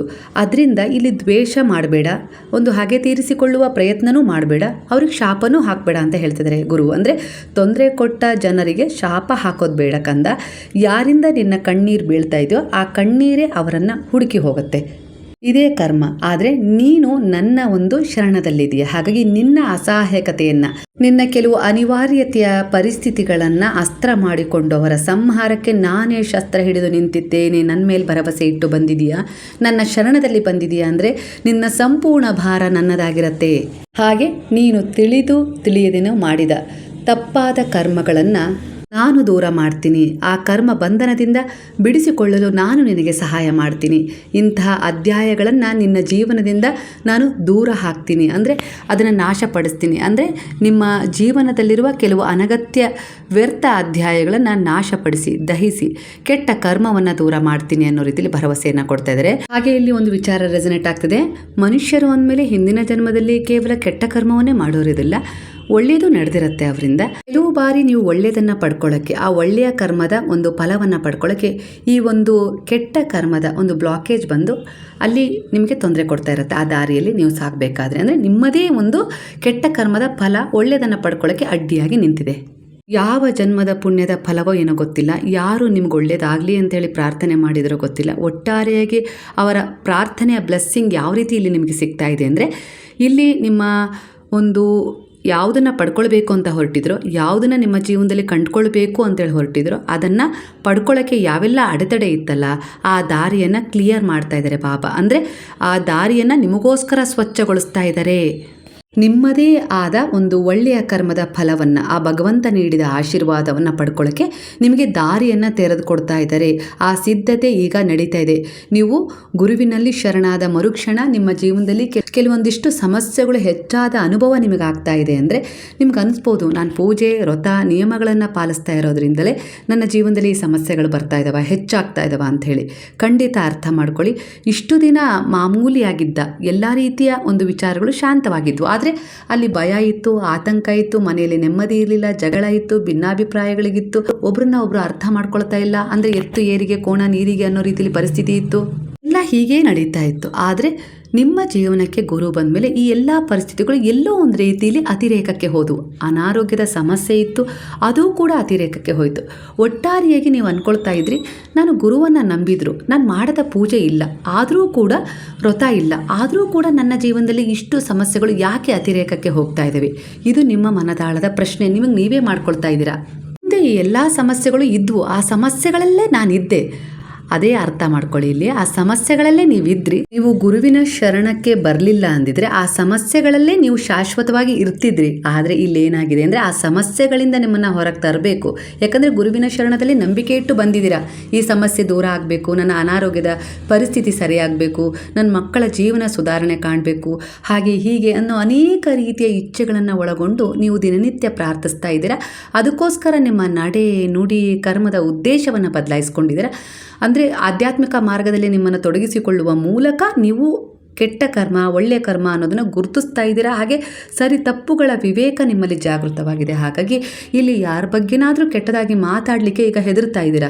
ನಾನು ಕೊಟ್ಟದ್ದೇ ನನಗೆ ಮರಳುತ್ತೆ ಅನ್ನೋ ರೀತಿಲಿ ನಿಮ್ಮಲ್ಲಿ ಒಂದು ಜ್ಞಾನ ಮೂಡಿದೆ. ಅಂದರೆ ಇದು ಗುರುವು ನಿಮ್ಮ ಜೀವನದಲ್ಲಿ ಬಂದ ಮೇಲೆ ಆ ಪರಿವರ್ತನೆ ಆಗಿದೆ ಅಲ್ವಾ? ಹಾಗಾದರೆ ಗುರುವು ನಿಮ್ಮ ಜೀವನದಲ್ಲಿ ಬಂದ ಮೇಲೆ ಅವರನ್ನು ಪೂಜಿಸಲಿಕ್ಕೆ ಶುರು ಮಾಡಿದ ಮೇಲೆ ನಿಮ್ಮ ಮನೆಯಲ್ಲಿ ಇದ್ದಕ್ಕಿದ್ದ ಹಾಗೆ ಈ ರೀತಿಯ ಪರಿಸ್ಥಿತಿಗಳು ಅತಿರೇಕಕ್ಕೆ ಹೋಗಿದ್ದಾವೆ. ಅಂದರೆ ಹಿಂದೆ ಶಾಂತವಾಗಿದ್ದು ಕೆಟ್ಟ ಪರಿಸ್ಥಿತಿಗಳು, ಆದರೆ ಅವು ಅಲ್ಲಲ್ಲೇ ಇದ್ವು, ಅದರಿಂದ ಹೊರಗೆ ಬರೋಕ್ಕೂ ಆಗ್ತಾಯಿಲ್ಲ, ಅದರಲ್ಲೇ ನಾನು ಇರೋಕ್ಕೂ ಆಗ್ತಾಯಿಲ್ಲ, ಆ ಪರಿಸ್ಥಿತಿ ಇತ್ತು. ಆದರೆ ಈಗ ನಿಮ್ಮ ಜೀವನದಲ್ಲಿ ಗುರು ಬಂದ ಮೇಲೆ ಆ ಸಮಸ್ಯೆಗಳಿಗಲ್ಲಿ ಏನು ಜಾಗ ಇದೆ, ಅದೊಂದು ನಕಾರಾತ್ಮಕ ಊರ್ಜೆ ಅಲ್ವಾ, ಅದೊಂದು ಎನರ್ಜಿ. ಅದಕ್ಕೆ ಗುರು ಬಂದಮೇಲೆ ಅಂದರೆ ಬೆಳಗ್ಗೆ ಬಂದಮೇಲೆ ಆ ಕತ್ತಲೆಗೆ ಜಾಗ ಇರುತ್ತಾ? ಇಲ್ಲ ತಾನೇ. ಅದು ಹೋಗೋಕ್ಕೆ ಚಡಪಡಿಸುತ್ತೆ. ಹೋಗೋದು ಸುಮ್ಮನೆ ಹೋಗುತ್ತಾ? ಇಲ್ಲ ತಾನೇ. ಯಾಕಂದರೆ ಅದು ತುಂಬ ವರ್ಷಗಳಿಂದ ನಿಮ್ಮಲ್ಲಿ, ನಿಮ್ಮ ಮನೆಯಲ್ಲಿ ಒಂದು ಜಾಗ ಮಾಡ್ಕೊಂಡಿರುತ್ತೆ, ಅದು ಕರ್ಮದ ರೂಪದಲ್ಲಿ. ಅದು ಒಮ್ಮೆಲೆ ಹೊರಗೆ ಹೋಗಬೇಕು ಅಂದರೆ ಅದು ಸಾಧ್ಯ ಆಗೋದಿಲ್ಲ. ಆಗ ಏನು ಮಾಡುತ್ತೆ, ಆ ಪರಿಸ್ಥಿತಿಯನ್ನು ಅತಿರೇಕಕ್ಕೆ ಹೋಗಿಸುತ್ತೆ. ಅಂದರೆ ನೀವೊಂದು ಪೂಜೆ ಮಾಡಬೇಕಾದ್ರೆ ಪರ್ಟಿಕ್ಯುಲರಾಗಿ ನೀವು ಗುರುವಾರ ಬಾಬಾರವರನ್ನ ಪೂಜೆ ಮಾಡಿದಾಗ ಒಂದಲ್ಲ ಒಂದು ರೀತಿಯಲ್ಲಿ ಜಗಳ, ಯಾರೋ ಒಂದು ಪರಿಸ್ಥಿತಿಯನ್ನು ಹದಗೆಡಿಸೋದು, ಯಾರೋ ಸಾಲ ಕೊಟ್ಟೋರು ಬರೋದು, ಇಲ್ಲ ಯಾವುದೋ ರೀತಿಯಲ್ಲಿ ಒಂದು ಟಾರ್ಚರ್ ಸಿಗುತ್ತೆ. ನೀವು ಅಂದ್ಕೊಳ್ತೀರ ನಾನು ಪೂಜೆ ಮಾಡ್ತಾ ಇರೋದ್ರಿಂದನೇ ಬಂದಿದೆಯಾ, ಇಲ್ಲ ಅಂದರೆ ನಾನು ನನ್ನ ಮನೆ ದೇವರನ್ನ ಬಿಟ್ಟು ಈ ಗುರುವನ್ನು ಇದ್ದಕ್ಕಿದ್ದ ಹಾಗೆ ಪೂಜೆ ಮಾಡಲಿಕ್ಕೆ ಶುರು ಮಾಡಿದ ಮೇಲೆ ಇದು ಬಂತ, ಈ ಥರ ಡಿಸ್ಟ್ರ್ಯಾಕ್ಟ್ ಕೂಡ ನಿಮಗೆ ಕೆಲವು ಜನರು ನಿಮ್ಮ ಸುತ್ತಮುತ್ತ ಇರೋರು ಮಾಡ್ತಾರೆ. ಆದರೆ ಇಲ್ಲಿ ವಾಸ್ತವ ಪರಿಸ್ಥಿತಿ ಏನು ಗೊತ್ತಾ, ಭಗವಂತ ಒಂದೇ. ಅಂದರೆ ಬಾಬಾರವರೇ ಹೇಳಿದಾರಲ್ಲ, ಸಬ್ ಕಾ ಮಾಲೀಕ್ ಏಕ್ ಹೈ ಅಂತೇಳಿ, ಎಲ್ಲರ ದೇವರು ಒಬ್ಬನೇ ಆಗಿದ್ದಾನೆ, ಲೀಲೆಗಳು ಅವತಾರಗಳು ಬೇರೆ ಬೇರೆ ಇರ್ತದೆ ಅಷ್ಟೇ. ಆದರೆ ಇಲ್ಲಿ ಆ ವಿಚಾರಗಳು ಯಾಕೆ ಅತಿರೇಕಕ್ಕೆ ಹೋಗ್ತವೆ ಅಂದರೆ ಅವ್ರು ಎಲ್ಲಿ ಇರ್ತಾರೆ ಅಲ್ಲಿ ಆ ಸಮಸ್ಯೆಗಳು ಇರ್ಲಿಕ್ಕೆ ಸಾಧ್ಯನಾ? ಹಾಗಾಗಿ ಅವು ಕೊನೆ ಕಾಣಬೇಕಲ್ವ. ಹಾಗಾಗಿ ಅಂಥ ಪರಿಸ್ಥಿತಿಗಳು ಎದುರಾಗ್ತವೆ. ಆ ಸಮಸ್ಯೆಗಳನ್ನು ಬಗೆಹರಿಸ್ಬಿಡೋಣ, ಏನಿದೆ ಅದು ಎದುರಾಗತ್ತೆ, ನೀವು ಧೈರ್ಯವಾಗಿ ಅದನ್ನು ಎದುರಿಸು, ನಾನು ನಿನ್ನ ಜೊತೆಗಿದ್ದೀನಿ ಅಂಥ ಧೈರ್ಯ ನಿಮ್ಮೊಳಗಿಂದ ಬರುತ್ತೆ. ಏನಾಗುತ್ತೋ ನೋಡೇ ಬಿಡೋಣ, ಅದನ್ನು ಎದುರಿಸ್ಬಿಡೋಣ ಅನ್ನೋ ರೀತಿಯಲ್ಲಿ ಎದುರಿಸ್ತೀರಾ. ಇಲ್ಲಿ ಏನಾದರೂ ನಿಮ್ಮ ಮನಸ್ಸನ್ನು ಸ್ವಲ್ಪ ಒಂದು ಕ್ಷಣ ನೀವು ಭ್ರಮೆಗೆ ಒಳಪಡಿಸ್ಬಿಟ್ರೆ, ಅಂದರೆ ನಾನು ಬಾಬಾರವರನ್ನು ಆರಾಧನೆ ಮಾಡಿದ್ದಕ್ಕೆ, ಇಲ್ಲ ಬೇರೆ ದೇವರ ಮಂದಿರಕ್ಕೆ ಹೋಗಿದ್ದಕ್ಕೆ ಹೀಗಾಯ್ತಾ, ಅದಕ್ಕೋಸ್ಕರನೇ ನನಗೆ ನಮ್ಮ ಕುಲದೇವರು ಮನೆ ದೇವರು ಏನಾದರೂ ಶಾಪ ಕೊಟ್ರ ಅನ್ನೋ ರೀತಿಯಲ್ಲಿ ನೀವೇನಾದರೂ ಭ್ರಮೆಗೆ ಒಳಪಟ್ಟರೆ, ಇಲ್ಲ ಯಾರಾದರೂ ಬಂದು ನಿಮಗೆ ಹೇಳ್ಬೋದು ಬಾಬಾರವರ ಮೂರ್ತಿಯನ್ನು ಮನೇಲಿ ಇಟ್ಟಿದ್ದಕ್ಕೆ ಹೇಗಾಯಿತು ಹೇಳಿದ್ದಾರೆ ಅನ್ನೋ ರೀತಿಯಲ್ಲಿ ಪ್ರಸ್ತುತ ಎನರ್ಜಿ ಕೂಡ ಇಲ್ಲಿ ಕನೆಕ್ಟ್ ಆಗ್ತದೆ. ಅವರು ಇಟ್ಟರೆ ತುಂಬ ಕಷ್ಟ, ಅದರಿಂದ ನೀವು ಅದನ್ನು ಇಡಬೇಡಿ ಅಂತಲೂ ಕೂಡ ಹೇಳಿರ್ಬೋದು. ಹೌದು, ಕಷ್ಟ ಇಟ್ಟರೆ ಯಾಕೆ ಹೇಳಿ, ಆ ಕಷ್ಟ ದೂರ ಆಗಬೇಕು ತಾನೇ. ಕಷ್ಟ ದೂರ ಆಗಬೇಕು ಅಂದರೆ ಆ ಕಷ್ಟ ಅತಿರೇಕಕ್ಕೆ ಹೋಗಬೇಕು, ಆಗಲೇ ನಾವು ಅದನ್ನು ಬಗೆಹರಿಸ್ಕೊಳ್ಳೋಕೆ ಸಾಧ್ಯ. ಈ ಒಂದು ಮನಸ್ಥಿತಿಯನ್ನು ನೀವು ಗಟ್ಟಿಯಾಗಿ ಅರ್ಥ ಮಾಡ್ಕೊಳ್ಳೋದೆ ಅಲ್ಲಿಂದ ಹಿಂದೆ ಸರಿದ್ರಿ ಅಂದರೆ ಅವೆಲ್ಲ ವಿಚಾರಗಳು ನಿಮ್ಮ ಜೀವನದಲ್ಲಿ ಹಾಗೇ ಇರ್ತವೆ. ಯಾಕಂದರೆ ಗುರು ಮಾತ್ರ, ಅವರ ಮಾರ್ಗದರ್ಶನದಿಂದ ಮಾತ್ರ ನೀವು ಅದರಿಂದ ಹೊರಗೆ ಬರೋಕ್ಕೆ ಸಾಧ್ಯ. ಆ ಗುರುವೇ ನಿಮ್ಮ ಜೀವನಕ್ಕೆ ಬಂದಿದ್ರು ಅಲ್ವಾ, ಅವರೇ ನಿಮ್ಮನ್ನು ತಮ್ಮ ಕಡೆ ಸೆಳ್ಕೊಂಡಿದ್ರು. ಆದರೆ ಆ ಅವಕಾಶವನ್ನು ನೀವು ಯಾರೋ ಏನೋ ಹೇಳಿದರು ಅಂತ ಹೇಳಿ ತಪ್ಪಿಸ್ಕೊಂಡ್ರಿ ಅಂದರೆ ಅದು ನಿಮ್ಮ ಕರ್ಮ ಇನ್ನೂ ಮುಗಿದಿಲ್ಲ, ಅದನ್ನು ನೀವು ಮುಂದುವರ್ಸ್ಕೊಂಡು ಹೋಗಬೇಕು. ಆದರೆ ಅಲ್ಲಿ ಒಂದು ಸರಿಯಾದ ನಿರ್ಧಾರವನ್ನು ನೀವು ತೊಗೊಂಡ್ರೆ ಖಂಡಿತ ಆ ಕರ್ಮ ಕಳೆಯುವ ಸಮಯ ಬಂದಿದೆ. ಅಂದರೆ ಸಮಯ ಬಂದಿದೆ ಅನ್ನೋದಕ್ಕಿಂತ ಗುರುವಲ್ಲಿ ಬಂದಿದ್ದಾರೆ ಅಂದರೆ ಆ ಕರ್ಮ ಕಳೆದೇ ಕಳೆಯುತ್ತೆ ಅನ್ನೋದು ಸತ್ಯವಾಗಿರುತ್ತೆ ಅಷ್ಟೇ. ಪ್ರಸ್ತುತ ಈ ಎನರ್ಜಿ ನಿಮಗೆ ಕನೆಕ್ಟ್ ಆಗಿದೆ ಅಂದರೆ ಇಂತಹ ಅನುಭವಗಳು, ಇಂತಹ ಒಂದು ಡಿಸ್ಟ್ರ್ಯಾಕ್ಟ್ ಮಾಡುವ ಜನರು ನಿಮ್ಮನ್ನು ಸುತ್ತುವರೆದಿದ್ರು ಕೆಲವೊಂದು ಸಮಯದಲ್ಲಿ, ಈಗಲೂ ಕೂಡ ಕೆಲವರು ಹೇಳ್ತಾ ಇರಬಹುದು ಅನ್ನೋ ರೀತಿಯಲ್ಲೂ ಕೂಡ ಬರ್ತದೆ. ಹಾಗಾಗಿ ಈ ಎನರ್ಜಿ ಇಲ್ಲಿ ಕನೆಕ್ಟ್ ಆಗಿದೆ. ಆಗ ಅದು ಸಮಸ್ಯೆಯಿಂದ ಹೊರಗೆ ಬರೋಕ್ಕೆ ಒಂದು ದಾರಿ ಕಾಣುತ್ತೆ. ಇಲ್ಲ ಅಂದರೆ ನೀವು ಎಲ್ಲಿಯವರೆಗೂ ಹೆದರ್ತಿದ್ರೋ ಆ ಸಮಸ್ಯೆಗಳು ನಿಮ್ಮನ್ನು ಹೆದರಿಸ್ತಾ ಇದ್ವು, ನಿಮ್ಮನ್ನು ಬೆನ್ನಟ್ಟಿ ಬರ್ತಾ ಇದ್ವು. ನೀವು ಯಾವಾಗ ಆ ಸಮಸ್ಯೆಗಳನ್ನು ಎದುರಿಸಿ ನಿಂತರೋ ಆಗ ಅಲ್ಲಿ ನಿಮ್ಗೆ ಅದಕ್ಕೊಂದು ಪರಿವರ್ತನೆ ಸಿಕ್ತು ಅಲ್ವಾ. ಇದಕ್ಕೋಸ್ಕರನೇ ಗುರು ನಿಮ್ಮ ಜೀವನದಲ್ಲಿ ಬಂದ ಮೇಲೆ ಆ ಸಮಸ್ಯೆಗಳು ಅತಿರೇಕಕ್ಕೆ ಹೋಗೋದು. ಅನಾರೋಗ್ಯದ ಸಮಸ್ಯೆ ಅಪ್ಪ, ಅನಾರೋಗ್ಯದ ಸಮಸ್ಯೆ ಕಾಡ್ತಾನೇ ಇತ್ತು, ನೀವು ಮೆಡಿಷನ್ ತಗೋತಾನೆ ಇದ್ರಿ, ಆ ಸಮಸ್ಯೆಗೆ ಪರಿಹಾರ ಸಿಗ್ತಾ ಇರಲಿಲ್ಲ, ಏನು ಅಂತಲೂ ಕೆಲವೊಂದು ಸಾರಿ ಗೊತ್ತಾಗ್ತಾ ಇರಲಿಲ್ಲ. ಆದರೆ ಗುರುವು ನಿಮ್ಮ ಜೀವನದಲ್ಲಿ ಬಂದ ಮೇಲೆ, ಯಾಕಂದರೆ ನಿಮ್ಮ ಪ್ರಾರ್ಥನೆಗೆ ಅನುಸಾರವಾಗಿ ಅಲ್ಲಿ ಫಲ ಸಿಗೋದು. ನನಗೆ ಈ ಆ ಒಂದು ಅನಾರೋಗ್ಯದ ಸಮಸ್ಯೆಯಿಂದ, ನಿಮ್ಮದಾಗಿರ್ಬೋದು, ಮಗುವಿದ್ದಾಗಿರ್ಬೋದು, ಗಂಡನದ್ದಾಗಿರ್ಬೋದು, ಯಾವುದೇ ರೀತಿ ಒಂದು ಸಮಸ್ಯೆ ಆಗಿರ್ಬೋದು, ಆ ಸಮಸ್ಯೆಗೆ ಒಂದು ಪರಿಹಾರ ಕೊಡಪ್ಪ, ಇದು ಯಾವ ಜನ್ಮದ ಒಂದು ಕರ್ಮನ ಏನೋ ಗೊತ್ತಿಲ್ಲ. ಯಾಕಂದರೆ ಕೆಲವೊಂದು ಸಮಸ್ಯೆಗಳು, ಕಾಯಿಲೆಗಳು ಈ ಜನ್ಮದ್ದು ಆಗಿರಲ್ಲ, ಅದು ಹಿಂದಿನ ಜನ್ಮದ್ದು ಆಗಿರುತ್ತೆ. ಹಾಗಾಗಿ ಆ ಸಮಸ್ಯೆಗಳಿಗೆ ಪರಿಹಾರ ಒಂದೊಂದ್ಸಾರಿ ನೀವು ವೈದ್ಯರ ಹತ್ರ ಹೋಗಿ ಟ್ರೀಟ್ಮೆಂಟ್ ತಗೊಳ್ತಾ ಇರ್ತೀರ, ಆದರೂ ನಿಮಗೆ ಅದಕ್ಕೆ ಪರಿಹಾರ ಸಿಕ್ಕಿಲ್ಲ. ಇದ್ದಕ್ಕಿದ್ದ ಹಾಗೆ ಬಾಬಾರವರು ನಿಮ್ಮ ಜೀವನದಲ್ಲಿ ಬಂದ ಮೇಲೆ ಅದು ಉಳ್ಪಣಗೊಳ್ತು. ಅದು ನೀವು ಒಂದು ಜಾಗಕ್ಕೆ ಹೋದ್ರಿ, ಆಗ ಆ ಸಮಸ್ಯೆ ಹೊರಗೆ ಬಿತ್ತು. ಅಂದರೆ ನಿಮ್ಗೇನಾಗಿದೆ ಅನ್ನೋ ವಿಚಾರ ಹೊರಗೆ ಬಂತು. ಅಂದರೆ ಅತಿರೇಕಕ್ಕೆ ಹೋಗಿ ನಿಮ್ಗೆ ಅದರಿಂದ ಏನೋ ಸಾವೇ ಆಗಬೇಕಾಗಿತ್ತು ಅಂದರೂ ಅದು ಇರುವೆ ಕಚ್ಚುವ ಮಟ್ಟಿಗೆ ನಿಮ್ಗೆ ನೋವು ಕೊಟ್ಟು ನಿಮ್ಮಿಂದ ದೂರ ಆಯಿತು ಅನಾರೋಗ್ಯದ ಸಮಸ್ಯೆ. ಇದೇ ಆಗೋದು. ಅಂದರೆ ಭಗವಂತನ ಶರಣದಲ್ಲಿ ನೀವು ಹೋಗೋದ್ರಿಂದ ನಿಮಗೆ ಸಿಗೋದು ಅನುಭವ ಇದೆ. ತುಂಬ ಆ ಸಮಸ್ಯೆಗಳು ಹೆಚ್ಚಾದ ಅನುಭವ ಕೊಡುತ್ತೆ. ಯಾಕಂದರೆ ಆ ಸಮಸ್ಯೆಗಳಿಗೆ ಭಗವಂತ ಕಾರಣ ಅಲ್ಲ, ನೀವೇ ನಿಮ್ಮದೇ ಆದ ಕರ್ಮ ಕಾರಣ ಆಗಿರುತ್ತೆ. ಆದರೆ ಆ ಕರ್ಮದ ಬಂಧನದಿಂದ, ಅಂದರೆ ಆ ಕಾರ್ಮಿಕ್ ಎನರ್ಜಿಯಿಂದ ನೀವು ಹೊರಗೆ ಬರೋಕ್ಕೆ ಸಾಧ್ಯ ಆಗ್ತಾ ಇರೋದಿಲ್ಲ. ಯಾಕಂದರೆ ನಿಮಗೆ ಅದರಿಂದ ಹೊರಗೆ ಬರೋದು ಹೇಗೆ ಅಂತಲೇ ಗೊತ್ತಿಲ್ಲ. ಯಾಕಂದರೆ ಹಿಂದೆ ಪ್ರಾರಬ್ಧದಲ್ಲಿ ಏನು ಮಾಡಿದಿರಿ, ಈ ವರ್ತಮಾನದಲ್ಲಿ ಏನು ಮಾಡ್ತಾ ಇದ್ದೀರಿ ಅಂತ ನಿಮಗೆ ಗೊತ್ತು. ಆದರೆ ಮುಂದೆ ಭವಿಷ್ಯ ಹೇಗಿದೆ ಅಂತ ನಿಮಗೆ ಗೊತ್ತಿಲ್ಲ. ಆದರೆ ಗುರುವಿಗೆ ತಿಳಿದಿದೆ. ನೀವು ಅವರ ಶರಣದಲ್ಲಿ ಹೋದ್ಮೇಲೆ ನಿನ್ನ ಪ್ರಾರಬ್ಧ ಏನಾಗಿತ್ತು, ಹಾಗೆ ನೀವು ಯಾವ ರೀತಿ ಕರ್ಮಗಳನ್ನು ಈಗ ಪ್ರಸ್ತುತ ಎನರ್ಜಿಯಲ್ಲಿ ವಾಸ್ತವದಲ್ಲಿ ಮಾಡಬೇಕು, ಅದರಿಂದ ನಿನ್ನ ಪ್ರಾರಬ್ಧವೂ ಕಳೆಯುತ್ತೆ. ಹಾಗೆ ಅಂದರೆ ಅದರಲ್ಲಿರುವ ಕೆಟ್ಟ ಕರ್ಮವನ್ನು ಕಳ್ಕೊಳ್ಳೋಕೆ ಸಾಧ್ಯ. ಹಾಗೆ ನಿನ್ನ ಮುಂದಿನ ಭವಿಷ್ಯವನ್ನು ಸುಂದರವಾಗಿ ರೂಪಿಸ್ಕೊಳ್ಳೋಕ್ಕೂ ಸಾಧ್ಯ. ಅದರ ಸಹಾಯವನ್ನು ನಾನು ನಿನಗೆ ಮಾಡ್ತೀನಿ ಅನ್ನೋ ರೀತಿಲಿ ನಿನ್ನ ಪ್ರಾರಬ್ಧ ಕರ್ಮದಲ್ಲಿ ನೀನು ಹಿಂದಿನ ಜನ್ಮದಲ್ಲಿ ಮಾಡಿದ ಒಂದು ಪುಣ್ಯದ ಫಲ ಒಂದು ಬ್ಲಾಕೇಜ್ ರೀತಿಯಲ್ಲಿ ಇದೆಯಲ್ಲ, ಅದನ್ನು ಪಡ್ಕೊಳ್ಳೋಕ್ಕೂ ಕೂಡ, ಅಂದರೆ ನಿನ್ನ ಭಾಗ್ಯದಲ್ಲಿ ಏನು ನಿನಗೋಸ್ಕರ ಡಿಸರ್ವ್ ಆಗಿತ್ತಲ್ಲ ಅದನ್ನು ಪಡ್ಕೊಳ್ಳೋಕ್ಕೂ ಕೂಡ ನನ್ನಿಂದ ಸಹಾಯ ಸಿಗುತ್ತೆ ಅನ್ನೋ ರೀತಿಲಿ ನೀವು ಗುರುವಿನ ಶರಣದಲ್ಲಿ ಹೋದ್ಮೇಲೆ ಈ ಅನುಭವ ನಿಮಗೆ ಸಿಕ್ಕಿದೆ. ಇದು ನಿಮ್ಮ ಜೀವನದಲ್ಲಿ ಅನೇಕ ರೀತಿಯ ಬದಲಾವಣೆಗಳನ್ನು ತರೋದಷ್ಟೇ ಅಲ್ಲ, ಚಮತ್ಕಾರಗಳನ್ನೇ ಮಾಡಿದೆ. ಇದು ನಿಮ್ಮ ಅನುಭವಕ್ಕೆ ಸಾಕ್ಷಿಯಾಗಿದೆ, ಖಂಡಿತ ಸಾಕ್ಷಿಯಾಗಿದೆ. ತುಂಬ ಜನರ ಎನರ್ಜಿ ಈ ಒಂದು ಎನರ್ಜಿಗೆ ಇಲ್ಲಿ ಕನೆಕ್ಟ್ ಆಗ್ತಿದೆ. ಇಂಥ ಅನುಭವಗಳು ನಿಮಗೆ ಸಾಕಷ್ಟು ಆಗಿವೆ. ಅದರಿಂದ ನಿಮ್ಮ ಜೀವನದಲ್ಲಿ ನೀವು ಹೇಗೆ ಆಗಿದ್ದೀರಾ ಈಗ ಅಂದರೆ ಒಂದು ಸುಂದರವಾದ ಮೂರ್ತಿಯ ರೀತಿ ರೂಪುಗೊಂಡಿದ್ರೆ. ಅಂದರೆ ಹಿಂದೆ ನಿಮ್ಮ ಒಂದು ಕಲ್ಲಿನಂಥ ಒಂದು ಅನುಭವ ಅಂದರೆ ಹೇಗಿತ್ತು ಅಂದರೆ ನಿಮ್ಮ ದೇಹದಲ್ಲಿ ಅಂದರೆ ಒಂದು ಹೇಗೆ ಅಂದರೆ ಅದಕ್ಕೊಂದು ಆಕಾರ ಇರಲಿಲ್ಲ, ಒಟ್ಟು ನೀವೊಬ್ಬ ಮನುಷ್ಯರಾಗಿದ್ದರೆ. ಆದರೆ ಈಗ ಹಾಗಲ್ಲ, ಗುರುವಿನ ಶರಣದಲ್ಲಿ ಬಂದಮೇಲೆ ನಿಮ್ಮ ದೇಹಕ್ಕೆ ಒಂದು ಆಕಾರ ಬಂದಿದೆ. ದೇಹ ಅಂತಲ್ಲ, ಮನಸ್ಸಿಗೆ, ನಿಮ್ಮ ಮನಸ್ಸಿಗೆ, ನಿಮ್ಮ ಯೋಚಿಸುವ ರೀತಿಗೆ, ನಿಮ್ಮ ನಡವಳಿಕೆಗೆ, ನಿಮ್ಮ ನಡೆಗೆ, ನಿಮ್ಮ ನುಡಿಗೆ ಒಂದು ಆಕಾರ ಬಂದಿದೆ. ನಿಮ್ಮ ಈ ಸುಂದರ ಆಕಾರಗಳು ನಿಮಗೆ ಮುಂದಿನ ದಿನಗಳಲ್ಲಿ ನೀವು ಸುಂದರ ಭವಿಷ್ಯವನ್ನು ರೂಪಿಸ್ಕೊಳ್ಳೋಕ್ಕೆ ನಿಮ್ಮನ್ನೇ ಸಮರ್ಥರನ್ನಾಗಿಸಿದ್ದಾರೆ. ಬೇರೆ ಯಾರೋ ಬಂದು ನಿಮ್ಮ ಭವಿಷ್ಯವನ್ನು ಸುಂದರವಾಗಿ ರೂಪಿಸ್ಕೊಡಲ್ಲ, ಅದು ನಿನ್ನ ಕೈಯಲ್ಲೇ ಇದೆ ಬಪ್ಪ ಅಂತ ಹೇಳಿ ಇಲ್ಲಿ ಗುರು ಹೇಳ್ತಾ ಇದ್ದಾರೆ ಅನ್ನೋ ರೀತಿಲಿ ಬರ್ತಾ ಇದೆ. ಸರಿ, ನಿಮ್ಮ ರೀತಿಗೆ ಬರೋಣ. ಯಾರದ್ದೋ ಭರವಸೆ ಸಿಗಬೇಕು, ಹಾಗೆ ಯಾರೋ ಬಂದು ಸಹಾಯ ಮಾಡಬೇಕು ಅಂದರೆ ಅದಕ್ಕೂ ಕೂಡ ನಿನ್ನ ಕರ್ಮಗಳ ಉದ್ದೇಶ ಬದಲಾಗಬೇಕು. ಅಂದರೆ ನಿನ್ನ ನಡೆ ನುಡಿ ಎಲ್ಲವೂ ಬದಲಾಗಬೇಕು. ಆಗ ನಾನೇ ಸ್ವಯಂ ಆ ಸಹಾಯವಾಗಿ ನಿನ್ನ ಬಳಿ ಬರ್ತೀನಿ. ಅಂದರೆ ಯಾರೋ ಬಂದು ಇದ್ದಕ್ಕಿದ್ದಾಗೆ ಸಹಾಯ ಮಾಡಿದರು, ಯಾವುದೋ ಒಂದು ಆಫೀಸ್ ವಿಚಾರದಲ್ಲಿ ಸಿಕ್ಕಾಕೊಂಡ್ಬಿಟ್ಟಿದ್ರಿ, ಅದರಿಂದ ಹೊರಗೆ ಬರೋಕ್ಕೆ ಸಾಧ್ಯ ಆಗ್ತಾ ಇಲ್ಲ, ಯಾರೋ ಇದ್ದಕ್ಕಿದ್ದ ಹಾಗೆ ಬಂದು ಸಹಾಯ ಮಾಡಿದ್ರಿ ಅಂದರೆ ತಕ್ಷಣ ನೀವು ಹೊರಗೆ ಒಬ್ಬ ವ್ಯಕ್ತಿ ಬಂದಿದ್ದಾನೆ ಅನ್ನೋ ರೀತಿಯಲ್ಲಿ ನಿಮ್ಗೆ ಅನಿಸ್ಬೋದು. ಆದರೆ ಅಂತರ್ಮನ ಗುರುಸುತ್ತೆ ದೇವರ ಹಾಗೆ ಬಂದೆ ಅಂತೇಳಿ. ಅದೇ ಸತ್ಯ, ದೇವರೇ ಆ ರೂಪದಲ್ಲಿ ಬಂದಿರ್ತಾರೆ. ಎಲ್ಲೋ ಬಿದ್ದಿದ್ದೀರಾ, ಬೀಳೋ ಅಂಥ ಸ್ಥಿತಿಯಲ್ಲಿದ್ದೀರಾ, ಅಪರಿಚಿತರ ಊರಲ್ಲಿದ್ದೀರಾ, ಅಲ್ಲಿ ಒಂದು ಸಮಸ್ಯೆಗೆ ಸಿಕ್ಕಾಕೊಂಡಿದ್ದೀರಾ, ಅಲ್ಲಿ ಯಾರೋ ಬಂದು ಸಹಾಯ ಮಾಡಿದರು, ಖಂಡಿತ ತಾನೇ ಇದು ಭರವಸೆ, ಯಾರೋ ಬಂದು ನಂಗೆ ಸಹಾಯ ಮಾಡಬೇಕು ಅಂತೇಳಿ ನೀವು ಮ್ಯಾನಿಫೆಸ್ಟ್ ಮಾಡಿದ್ರಿ ಹಿಂದೆ ಅಲ್ವಾ, ಅದೇ ಆಯಿತು ತಾನೇ. ನೀವು ಹೇಳಿದ್ರಿ, ಅಲ್ಲಿ ಒಳ ಮನಸ್ಸು ಏನು ಹೇಳ್ತು, ದೇವ್ರ ರೂಪದಲ್ಲಿ ಬಂದಪ್ಪ ಅನ್ನೋ ರೀತಿಯಲ್ಲಿ ಹೇಳ್ತಾ ಅಲ್ವಾ. ಸತ್ಯ ಹೇಳಿದ್ದು ಯಾರು, ಭೌತಿಕವಾಗಿ ಆ ವ್ಯಕ್ತಿ ಬಂದ ಅಂತೇಳಿ ನೀವು ಅನ್ಕೊಂಡ್ರಿ, ದೇವ್ರು ಬರಲಿಲ್ಲ ಅಂತೇಳಿ. ಆದರೆ ಭಗವಂತನ ಇಚ್ಛೆ ಇದ್ದಿದ್ದಕ್ಕೆ ಆ ವ್ಯಕ್ತಿ ನಿಮಗೆ ಸಹಾಯ ಮಾಡಿದ್ದು. ಸಹಾಯನೇ ಎಲ್ಲರೂ ಮಾಡಬೇಕು ಅಂತ ಇರೋದಿಲ್ಲ, ಅಲ್ಲಿ ನೂರಾರು ಜನ ಓಡಾಡ್ತಿರ್ತಾರೆ, ಅದರಲ್ಲಿ ಒಬ್ಬ ವ್ಯಕ್ತಿ ಬಂದು ನಿಮಗೆ ಸಹಾಯ ಮಾಡ್ದ ಅಂದರೆ ಅದು ಭಗವಂತನ ಇಚ್ಛೆ ಆಗಿರುತ್ತೆ. ಇಲ್ಲ, ಭಗವಂತನೇ ಆ ಸ್ವರೂಪದಲ್ಲಿ ಬಂದು ನಿಮಗೆ ಸಹಾಯ ಮಾಡಿರ್ತಾರೆ. ಅಂದರೆ ಇದು ನೀವು ಗುರುವಿನ ಶರಣದಲ್ಲಿರೋದ್ರಿಂದ ನಿಮಗಿದು ಸಿಗುವ ಅನುಭವ. ಭಗವಂತನನ್ನು ನಂಬಿದವರಿಗೆ, ಹಾಗೆ ಆಧ್ಯಾತ್ಮಿಕ ಪ್ರಯಾಣದಲ್ಲಿ ನಿಮ್ಮನ್ನು ನೀವು ತಗೊಂಡು ಹೋಗ್ತಾ ಇದ್ದೀರಾ, ಸತ್ಕಾರ್ಯ ಸತ್ಕರ್ಮಗಳ ಕಡೆ ಗಮನ ಇದೆ ಅಂದವರಿಗೆ ಸಿಗುವ ಸೌಭಾಗ್ಯದ ವಿಚಾರ ಇದೇ ಆಗಿರುತ್ತೆ. ಅಲ್ಲಿ ಮನುಷ್ಯರು ಸಹಾಯ ಮಾಡೋದಿಲ್ಲ, ಅಲ್ಲಿ ನೇರವಾಗಿ ಭಗವಂತನೇ ಅವನಿಗೆ ಕನೆಕ್ಟ್ ಆಗಿ ನಿಮಗೆ ಸಹಾಯ ಮಾಡ್ತಾ ಇರ್ತಾರೆ.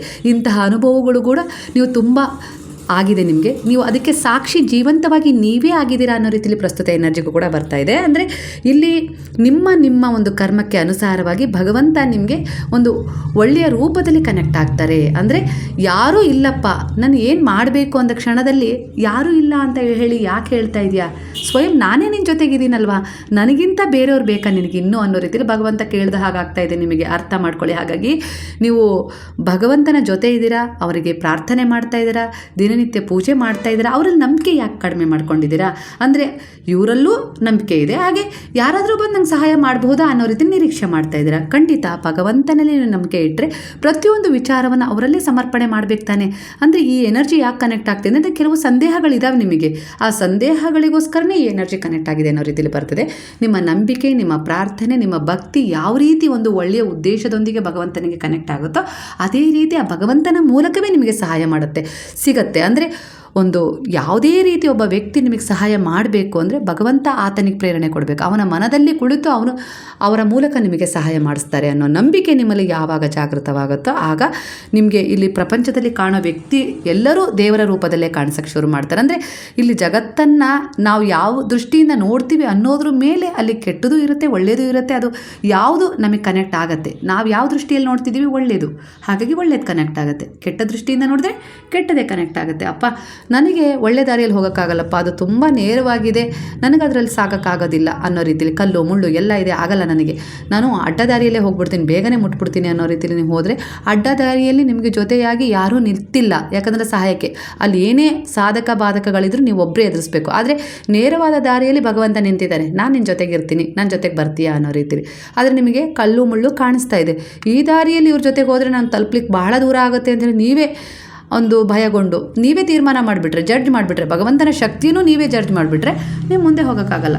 ಕಲ್ಲು ಮುಳ್ಳು ಕಾಣಿಸ್ತಾ ಇದೆ, ಆದರೆ ಸ್ವಯಂ ಭಗವಂತನೇ ಇದ್ದಾನೆ, ಆ ಕಲ್ಲು ಮುಳ್ಳನ್ನು ಮಾಡಿದ ಭಗವಂತನೇ ನನ್ನ ಜೊತೆಗಿದ್ದಾನೆ ಅಂದರೆ ಅದನ್ನು ಸರಿಸುವ ಜವಾಬ್ದಾರಿಯೂ ಕೂಡ ಅವರೇ ತಗೊಳ್ತಾರೆ ಅನ್ನೋ ವಿಶ್ವಾಸದಿಂದ ಧೈರ್ಯವಾಗಿ ನೀವು ಮುಳ್ಳಿನ ಮೇಲೆ, ಕಲ್ಲಿನ ಮೇಲೆ ಅವ್ರ ಕೈ ಹಿಡಿದು ಕಾಲಿಟ್ಟರು ಅದು ಹೂವಾಗುತ್ತೆ ನಿಮ್ಮ ಕಾಲು ಕೆಳಗೆ. ಇದೇ ವಾಸ್ತವ ಸ್ಥಿತಿ. ಇದನ್ನು ಅರ್ಥ ಮಾಡ್ಕೊಳ್ಬೇಕಷ್ಟೇ. ಸಮಸ್ಯೆಗಳು, ಕರ್ಮಗಳು ಇಲ್ಲೋ ಏನಪ್ಪ ಅಂದರೆ ಅದು ನಿಮ್ಮದೇ ಆದ ಫಲ, ಅದು ಭಗವಂತ ಕೊಟ್ಟಿದ್ದಲ್ಲ. ಭಗವಂತನನ್ನು ನಿಂದಿಸಲಿಕ್ಕೆ ಇಲ್ಲಿ ಯಾರಿಗೂ ಕೂಡ ಅಧಿಕಾರ ಇಲ್ಲ, ಜಡ್ಜ್ ಮಾಡೋ ಹಾಗೇ ಇಲ್ಲ. ನೀನು ಯಾಕೆ ನನಗೆ ಸಾವು ಕೊಟ್ಟೆ, ಯಾಕೆ ನನ್ನ ಮಗನ ಕಿತ್ಕೊಂಡೆ, ಯಾಕೆ ನನಗೆ ಈ ರೀತಿ ಸಮಸ್ಯೆ ಕೊಟ್ಟೆ ಅನ್ನೋ ರೀತಿಯಲ್ಲಿ ನಾವು ಪ್ರಶ್ನೆ ಮಾಡೋ ಹಾಗೆ ಇಲ್ಲ. ಅದು ನಮ್ಮದೇ ಆದ ಕರ್ಮದ ಫಲ, ನಮಗೇನು ಅನುಭವಿಸ್ಬೇಕು ಅದು ಅನುಭವಿಸ್ಬೇಕು. ಹಾಗೆ ನಾವು ಒಂದು ಒಳ್ಳೆ ದಾರಿಯಲ್ಲಿ ಕನೆಕ್ಟ್ ಆದರೆ ಖಂಡಿತವಾಗಿ ಭಗವಂತನಿಂದ ನಮಗೆ ಸಹಾಯ ಸಿಗುತ್ತೆ. ಏನು ಕಿತ್ಕೊಂಡಿದ್ದಾರೋ ಅದು ಸಿಗೋದಿಲ್ಲ, ಆದರೆ ಅದಕ್ಕಿಂತ ಒಂದು ಉನ್ನತವಾದದ್ದು, ಒಂದು ನೆಮ್ಮದಿಯ ಆದದ್ದು ಕೊಡೋದಂತೂ ಗ್ಯಾರಂಟಿ ಅನ್ನೋ ರೀತಿಯಲ್ಲಿ ವಿಶ್ವಾಸ ಇರಬೇಕು. ನಿಮ್ಮದೇ ಆದ ಕರ್ಮದ ಫಲ ನೀವು ಊಟ ಮಾಡ್ತೀರಾ ಅಂದಮೇಲೆ ಆ ಕರ್ಮವನ್ನು ಅಂದರೆ ಕೆಟ್ಟದ್ದು ಯಾವುದು ಒಳ್ಳೆಯದು ಯಾವುದು ಅಂತೇಳಿ ಗುರುತಿಸ್ಕೊಳ್ಬೇಕು. ಹಾಗೆ ಕೆಟ್ಟದನ್ನು ಕಳ್ಕೊಳ್ಬೇಕು, ಒಳ್ಳೆಯದನ್ನು ನನ್ನ ಭಾಗ್ಯವಾಗಿ ಬದಲಾಯಿಸ್ಕೊಳ್ಬೇಕು ಅನ್ನೋ ಅಭಿಪ್ರಾಯ ನಿಮಗೆ ಇದೆ ಅಂದರೆ ಖಂಡಿತವಾಗಿಯೂ ಗುರುವಿನಲ್ಲಿ ದೃಢವಾದ ವಿಶ್ವಾಸವಿಟ್ಟು ಶರಣಾಗಬೇಕು. ವಿಧಿನೇ ನಿಮ್ಮ ಹಣೆಯ ಬರಹವನ್ನು ಬರೆದಿದ್ರೂ ಕೂಡ ಗುರುವಿನ ಶರಣದಲ್ಲಿದ್ದರೆ ಯಾವ ರೀತಿ ಶಿಕ್ಷಣ ಸಿಗುತ್ತೆ ಅಂದರೆ ಅವರು ನಿಮ್ಮನ್ನು ಆ ವಿಧಿಯ ಮುಂದೆ ಕರ್ಕೊಂಡೋಗಿ ನಿಲ್ಲಿಸ್ತಾರೆ. ನೋಡು, ನನ್ನ ಭಕ್ತನನ್ನು ಸಮರ್ಥನನ್ನಾಗಿಸಿದ್ದೀನಿ, ಆ ಕರ್ಮಗಳನ್ನು ಕಳ್ಕೊಂಡು ಅದಕ್ಕಿಂತ ಉನ್ನತವಾದ ಕರ್ಮಗಳಲ್ಲಿ ಅವನು ಈಗಿದ್ದಾನೆ, ಖಂಡಿತ ನೀನು ಬರೆದದ್ದನ್ನು ನೀನು ಅಳಿಸು, ಹೊಸ ಬರವಣಿಗೆಯನ್ನು ಬರಿ ಅಂದರೆ ಅವನೇ ಬರ್ಕೊಂಡಿದ್ದಾನೆ ತನ್ನ ಒಳ್ಳೆಯ ಕರ್ಮಗಳ ಉದ್ದೇಶದ ಮೇಲೆ, ಅಂದರೆ ಆಧಾರದ ಮೇಲೆ. ಈಗ ನೋಡು ಅನ್ನೋ ರೀತಿಲಿ ನಿಮ್ಮನ್ನು ಭಗವಂತನ ಎದುರಿಗೆ, ವಿಧಿಯ ಎದುರಿಗೆ ಕರ್ಕೊಂಡೋಗಿ ನಿಲ್ಲಿಸುವಷ್ಟು ಶಕ್ತಿ ಇರೋದು ಸದ್ಗುರುವಿಗೆ ಮಾತ್ರ. ಅಂತ ಸದ್ಗುರುವಿನ ಶರಣದಲ್ಲಿದ್ದೀರಾ ಅಂದರೆ ಹೆದರೋ ಅವಶ್ಯಕತೆ ಇಲ್ಲ. ಗುರುವಿಗೆ ನೀವು ಸ್ವರ್ಗಕ್ಕೆ ಒಳಗೆ ಹೋಗಬೇಕು ಅಂದರೆ, ಗುರುವಿನ ಜೊತೆ ನೀವು ಹೋಗ್ತಾ ಇದ್ದೀರಾ ಅಂದರೆ ಖಂಡಿತ ಆ ಸ್ವರ್ಗದ ಬಾಗಿಲು ತಾನಾಗಿಯೇ ತೆರೆಯುತ್ತೆ. ದ್ವಾರಪಾಲಕರ ಅಗತ್ಯ ಇಲ್ಲ, ಅರ್ಥ ಮಾಡ್ಕೊಳ್ಳಿ. ಅದಕ್ಕೋಸ್ಕರ ನಾನು ನಿನಗೆ ದಾರಿ ತೋರಿಸ್ತಾ ಇದ್ದೀನಿ ಅನ್ನೋ ರೀತಿಲಿ ಬರ್ತಾ ಇದೆ ವಿಚಾರ. ಅಂದರೆ ಕೆಲವೊಂದು ಸಾರಿ ನಿಮ್ಮದೇ ಆದ ವ್ಯಕ್ತಿತ್ವ, ನಿಮ್ಮಲ್ಲೇ ಇರುವ ಶಕ್ತಿಗಳನ್ನು ಮರೆತು ಯಾರೋ ನನಗೆ ಭರವಸೆ ಕೊಡ್ತಾರೆ, ಯಾರದ್ದೋ ನನಗೆ ಸಪೋರ್ಟ್ ಸಿಗಬೇಕು, ಆಗಲೇ ನನ್ನ ಜೀವನದಲ್ಲಿ ನಾನು ಮುಂದೆ ಹೋಗೋಕ್ಕೆ ಸಾಧ್ಯ ಅನ್ನೋ ರೀತಿಲಿ ಒಂದು ಭ್ರಮೆಯಲ್ಲಿ ಜೀವಿಸ್ತಾ ಇದ್ದೀರಾ. ಅದನ್ನು ಸರಿಪಡಿಸ್ತಾರೆ. ನೀನೊಂದು ಭ್ರಮೆಯಲ್ಲಿದೆಯಾ, ಆ ಭ್ರಮೆಯಿಂದ ಹೊರಗೆ ಬಾ. ನಿನ್ನಲ್ಲೂ ಆ ಶಕ್ತಿ ಇದೆ, ನಿನ್ನಲ್ಲೂ ಆ ಜ್ಞಾನ ಇದೆ. ಯಾಕಂದರೆ ಇಲ್ಲಿ ನೀವೆಲ್ಲರೂ ನನ್ನದೇ ಆದ ಸೃಷ್ಟಿಯಾಗಿದ್ದೀರಾ, ನನ್ನದೇ ಆದ ಅಂಶ ಆಗಿದ್ದೀರಾ ಅಂದಮೇಲೆ ನಾನು ಯಾರಿಗೂ ಕೂಡ ಅನ್ಯಾಯ ಮಾಡೋದಿಲ್ಲ. ಅನ್ಯಾಯ ಮಾಡಿದ್ದೇನಾದರೂ ಇದ್ದರೆ ಅದು ನಿಮ್ಮದೇ ಆದ ಕರ್ಮ, ನಿಮ್ಮ ಕೈಯಾರೆ ನೀವು ಅದನ್ನು ಮಾಡ್ಕೊಂಡಿರ್ತೀರ, ನಿಮಗೆ ನೀವೇ ಅನ್ಯಾಯ ಮಾಡ್ಕೊಂಡಿರ್ತೀರ. ಆದರೆ ನಾನು ಯಾರಿಗೂ ಅನ್ಯಾಯ ಮಾಡೋದಿಲ್ಲ. ಆದರೆ ನಿಮಗಾದ ಅನ್ಯಾಯದಿಂದ ನಿಮ್ಮನ್ನು ಹೊರಗೆ ತರಲಿಕ್ಕೆ ನಾನು ಪ್ರಯತ್ನ ಖಂಡಿತ ಮಾಡ್ತೀನಿ. ನನ್ನ ಶರಣದಲ್ಲಿ ಬಂದವ್ರನ್ನ ನಾನು ಎಂದಿಗೂ ಕೈ ಬಿಡೋದಿಲ್ಲ ಅನ್ನೋ ರೀತಿಯಲ್ಲಿ ನಿಮ್ಮನ್ನು ರಕ್ಷಿಸ್ತಾ ಇದ್ದಾರೆ, ಕಾಪಾಡ್ತಾ ಇದ್ದಾರೆ, ಮಾರ್ಗದರ್ಶನ ಮಾಡ್ತಾರೆ. ಇವತ್ತು ನೀವು ಒಂದು ಸುರಕ್ಷಿತವಾದ ಜೋನಲ್ಲಿ ಇದ್ದೀರಾ ಅಂದರೆ ಗುರುವಿನ ಶರಣದಲ್ಲಿ ಇರೋದೇ ಕಾರಣವಾಗಿದೆ. ಹಾಗಾಗಿ ಈಗ ನೀವು ಪ್ರತಿದಿನ ಪ್ರಾರ್ಥಿಸ್ತಿದ್ದೀರಾ, ಇನ್ನೊಬ್ರಿಗೋಸ್ಕರ ಒಳ್ಳೆಯದಾಗಲಿ ಅಂತೇಳಿ ಬಯಸ್ತಾ ಇದ್ದೀರಾ. ಪ್ರಾಣಿ ಪಕ್ಷಿಗಳಿಗೆ ದಯೆ, ಕರುಣೆ, ಪ್ರೇಮವನ್ನು ತೋರಿಸ್ತಾ ಇದ್ದೀರಾ. ಪ್ರಕೃತಿಯಲ್ಲೂ ಕೂಡ ನೀವೀಗ ಒಂದು ನಂಬಿಕೆ ಇಟ್ಟು ಒಂದು ಪೂಜಿಸ್ತಾ ಇದ್ದೀರಾ, ಒಂದು ಸ್ಮರಿಸ್ತಾ ಇದ್ದೀರಾ ಆ ಒಂದು ಪ್ರಕೃತಿ ಸಹಾಯಕ್ಕೋಸ್ಕರ. ಅಂದರೆ ಇಲ್ಲಿ ನಿಮಗೆ ಗುಡ್ ಕರ್ಮ ನೀವು ಗಳಿಸ್ತಾ ಇದ್ದೀರಾ ಅನ್ನೋದನ್ನು ಅರ್ಥ ಮಾಡುತ್ತೆ. ಅದೇ ಸ್ವಾರ್ಥತನದಿಂದ, ಕಂಜೂಸ್ತನದಿಂದ, ಅಸೂಯೆ, ಹೊಟ್ಟೆ ಕಿಚ್ಚು, ಕೇವಲ ಕೆಲವೊಂದು ವಿಚಾರಗಳನ್ನು ಮನಸ್ಸಲ್ಲಿ ಹಿಡ್ಕೊಂಡು ಸ್ವಾರ್ಥದಿಂದ ಆ ವಿಚಾರಗಳನ್ನು ಬಿಡದೆ ಅದು ನಡಿಬೇಕು, ಇಲ್ಲ ಅದು ನನ್ನ ಹಿಡಿತಕ್ಕೆ ಬರಬೇಕು ಅನ್ನೋ ರೀತಿಯಲ್ಲಿ ನೀವು ವರ್ತನೆ ಮಾಡಿದಾಗ ಬೇಗನೆ ಏನೋ ಪಡ್ಕೊಳ್ಬೇಕು, ಇಲ್ಲ ಅಂದರೆ ಯಾರನ್ನೋ ನಿಮ್ಮ ಜೀವನದಿಂದ ಹೊರಗೆ ಕಳಿಸ್ಬೇಕು, ಇಲ್ಲ ಯಾವುದೋ ಒಂದು ದುರುದ್ದೇಶ ಇಟ್ಕೊಂಡು ನೀವು ತಪ್ಪಾದ ಜನರಿಗೆ ಕನೆಕ್ಟ್ ಆದಾಗ ಖಂಡಿತ ಅಲ್ಲಿ ಕಾರ್ಮಿಕ್ ಡ್ಯಾಮೇಜಸ್ ಆಗುತ್ತೆ. ಆಗ ಜೀವನ ಪೂರ್ತಿ ನೀವು ಕೆಲವೊಂದು ವಿಚಾರಗಳಲ್ಲಿ ಸಫರ್ ಮಾಡ್ತಾನೇ ಇರ್ತೀರ. ಸುತ್ತಿ ಬಳಸಿ ಅಂಥ ಒಂದು ಪ್ಯಾಟ್ರನ್ಗಳೇ, ಅಂಥ ಜನರೇ, ಅಂಥ ವ್ಯಕ್ತಿತ್ವನೇ ನಿಮಗೆ ಎದುರಾಗ್ತಾ ಇರುತ್ತೆ. ಅದರಿಂದ ಹೊರಗೆ ಬರೋಕ್ಕೆ ಆಗೋದಿಲ್ಲ. ಯಾಕಂದರೆ ಅದು ನಿಮ್ಮದೇ ಆದ ಒಂದು ಸ್ವಾರ್ಥದ ಬಲೆ, ಅಲ್ಲಿ ನೀವು ಸಿಕ್ಕಾಕೊಳ್ತಾ ಇರ್ತೀರ. ಅದರಿಂದ ಹೊರಗೆ ಬರೋಕ್ಕೆ ಸಾಧ್ಯ ಇಲ್ಲ. ಅಲ್ಲಿ ಹೊರಗೆ ಬರಬೇಕು ಅಂದರೆ ಮತ್ತೆ ಒಂದು ಒಳ್ಳೆಯ ಉದ್ದೇಶದ ಕರ್ಮಕ್ಕೆ ನೀವು ಕನೆಕ್ಟ್ ಆದಾಗ ಮಾತ್ರ ನೀವು ಅದರಿಂದ ಹೊರಗೆ ಬರೋಕ್ಕೆ ಸಾಧ್ಯ.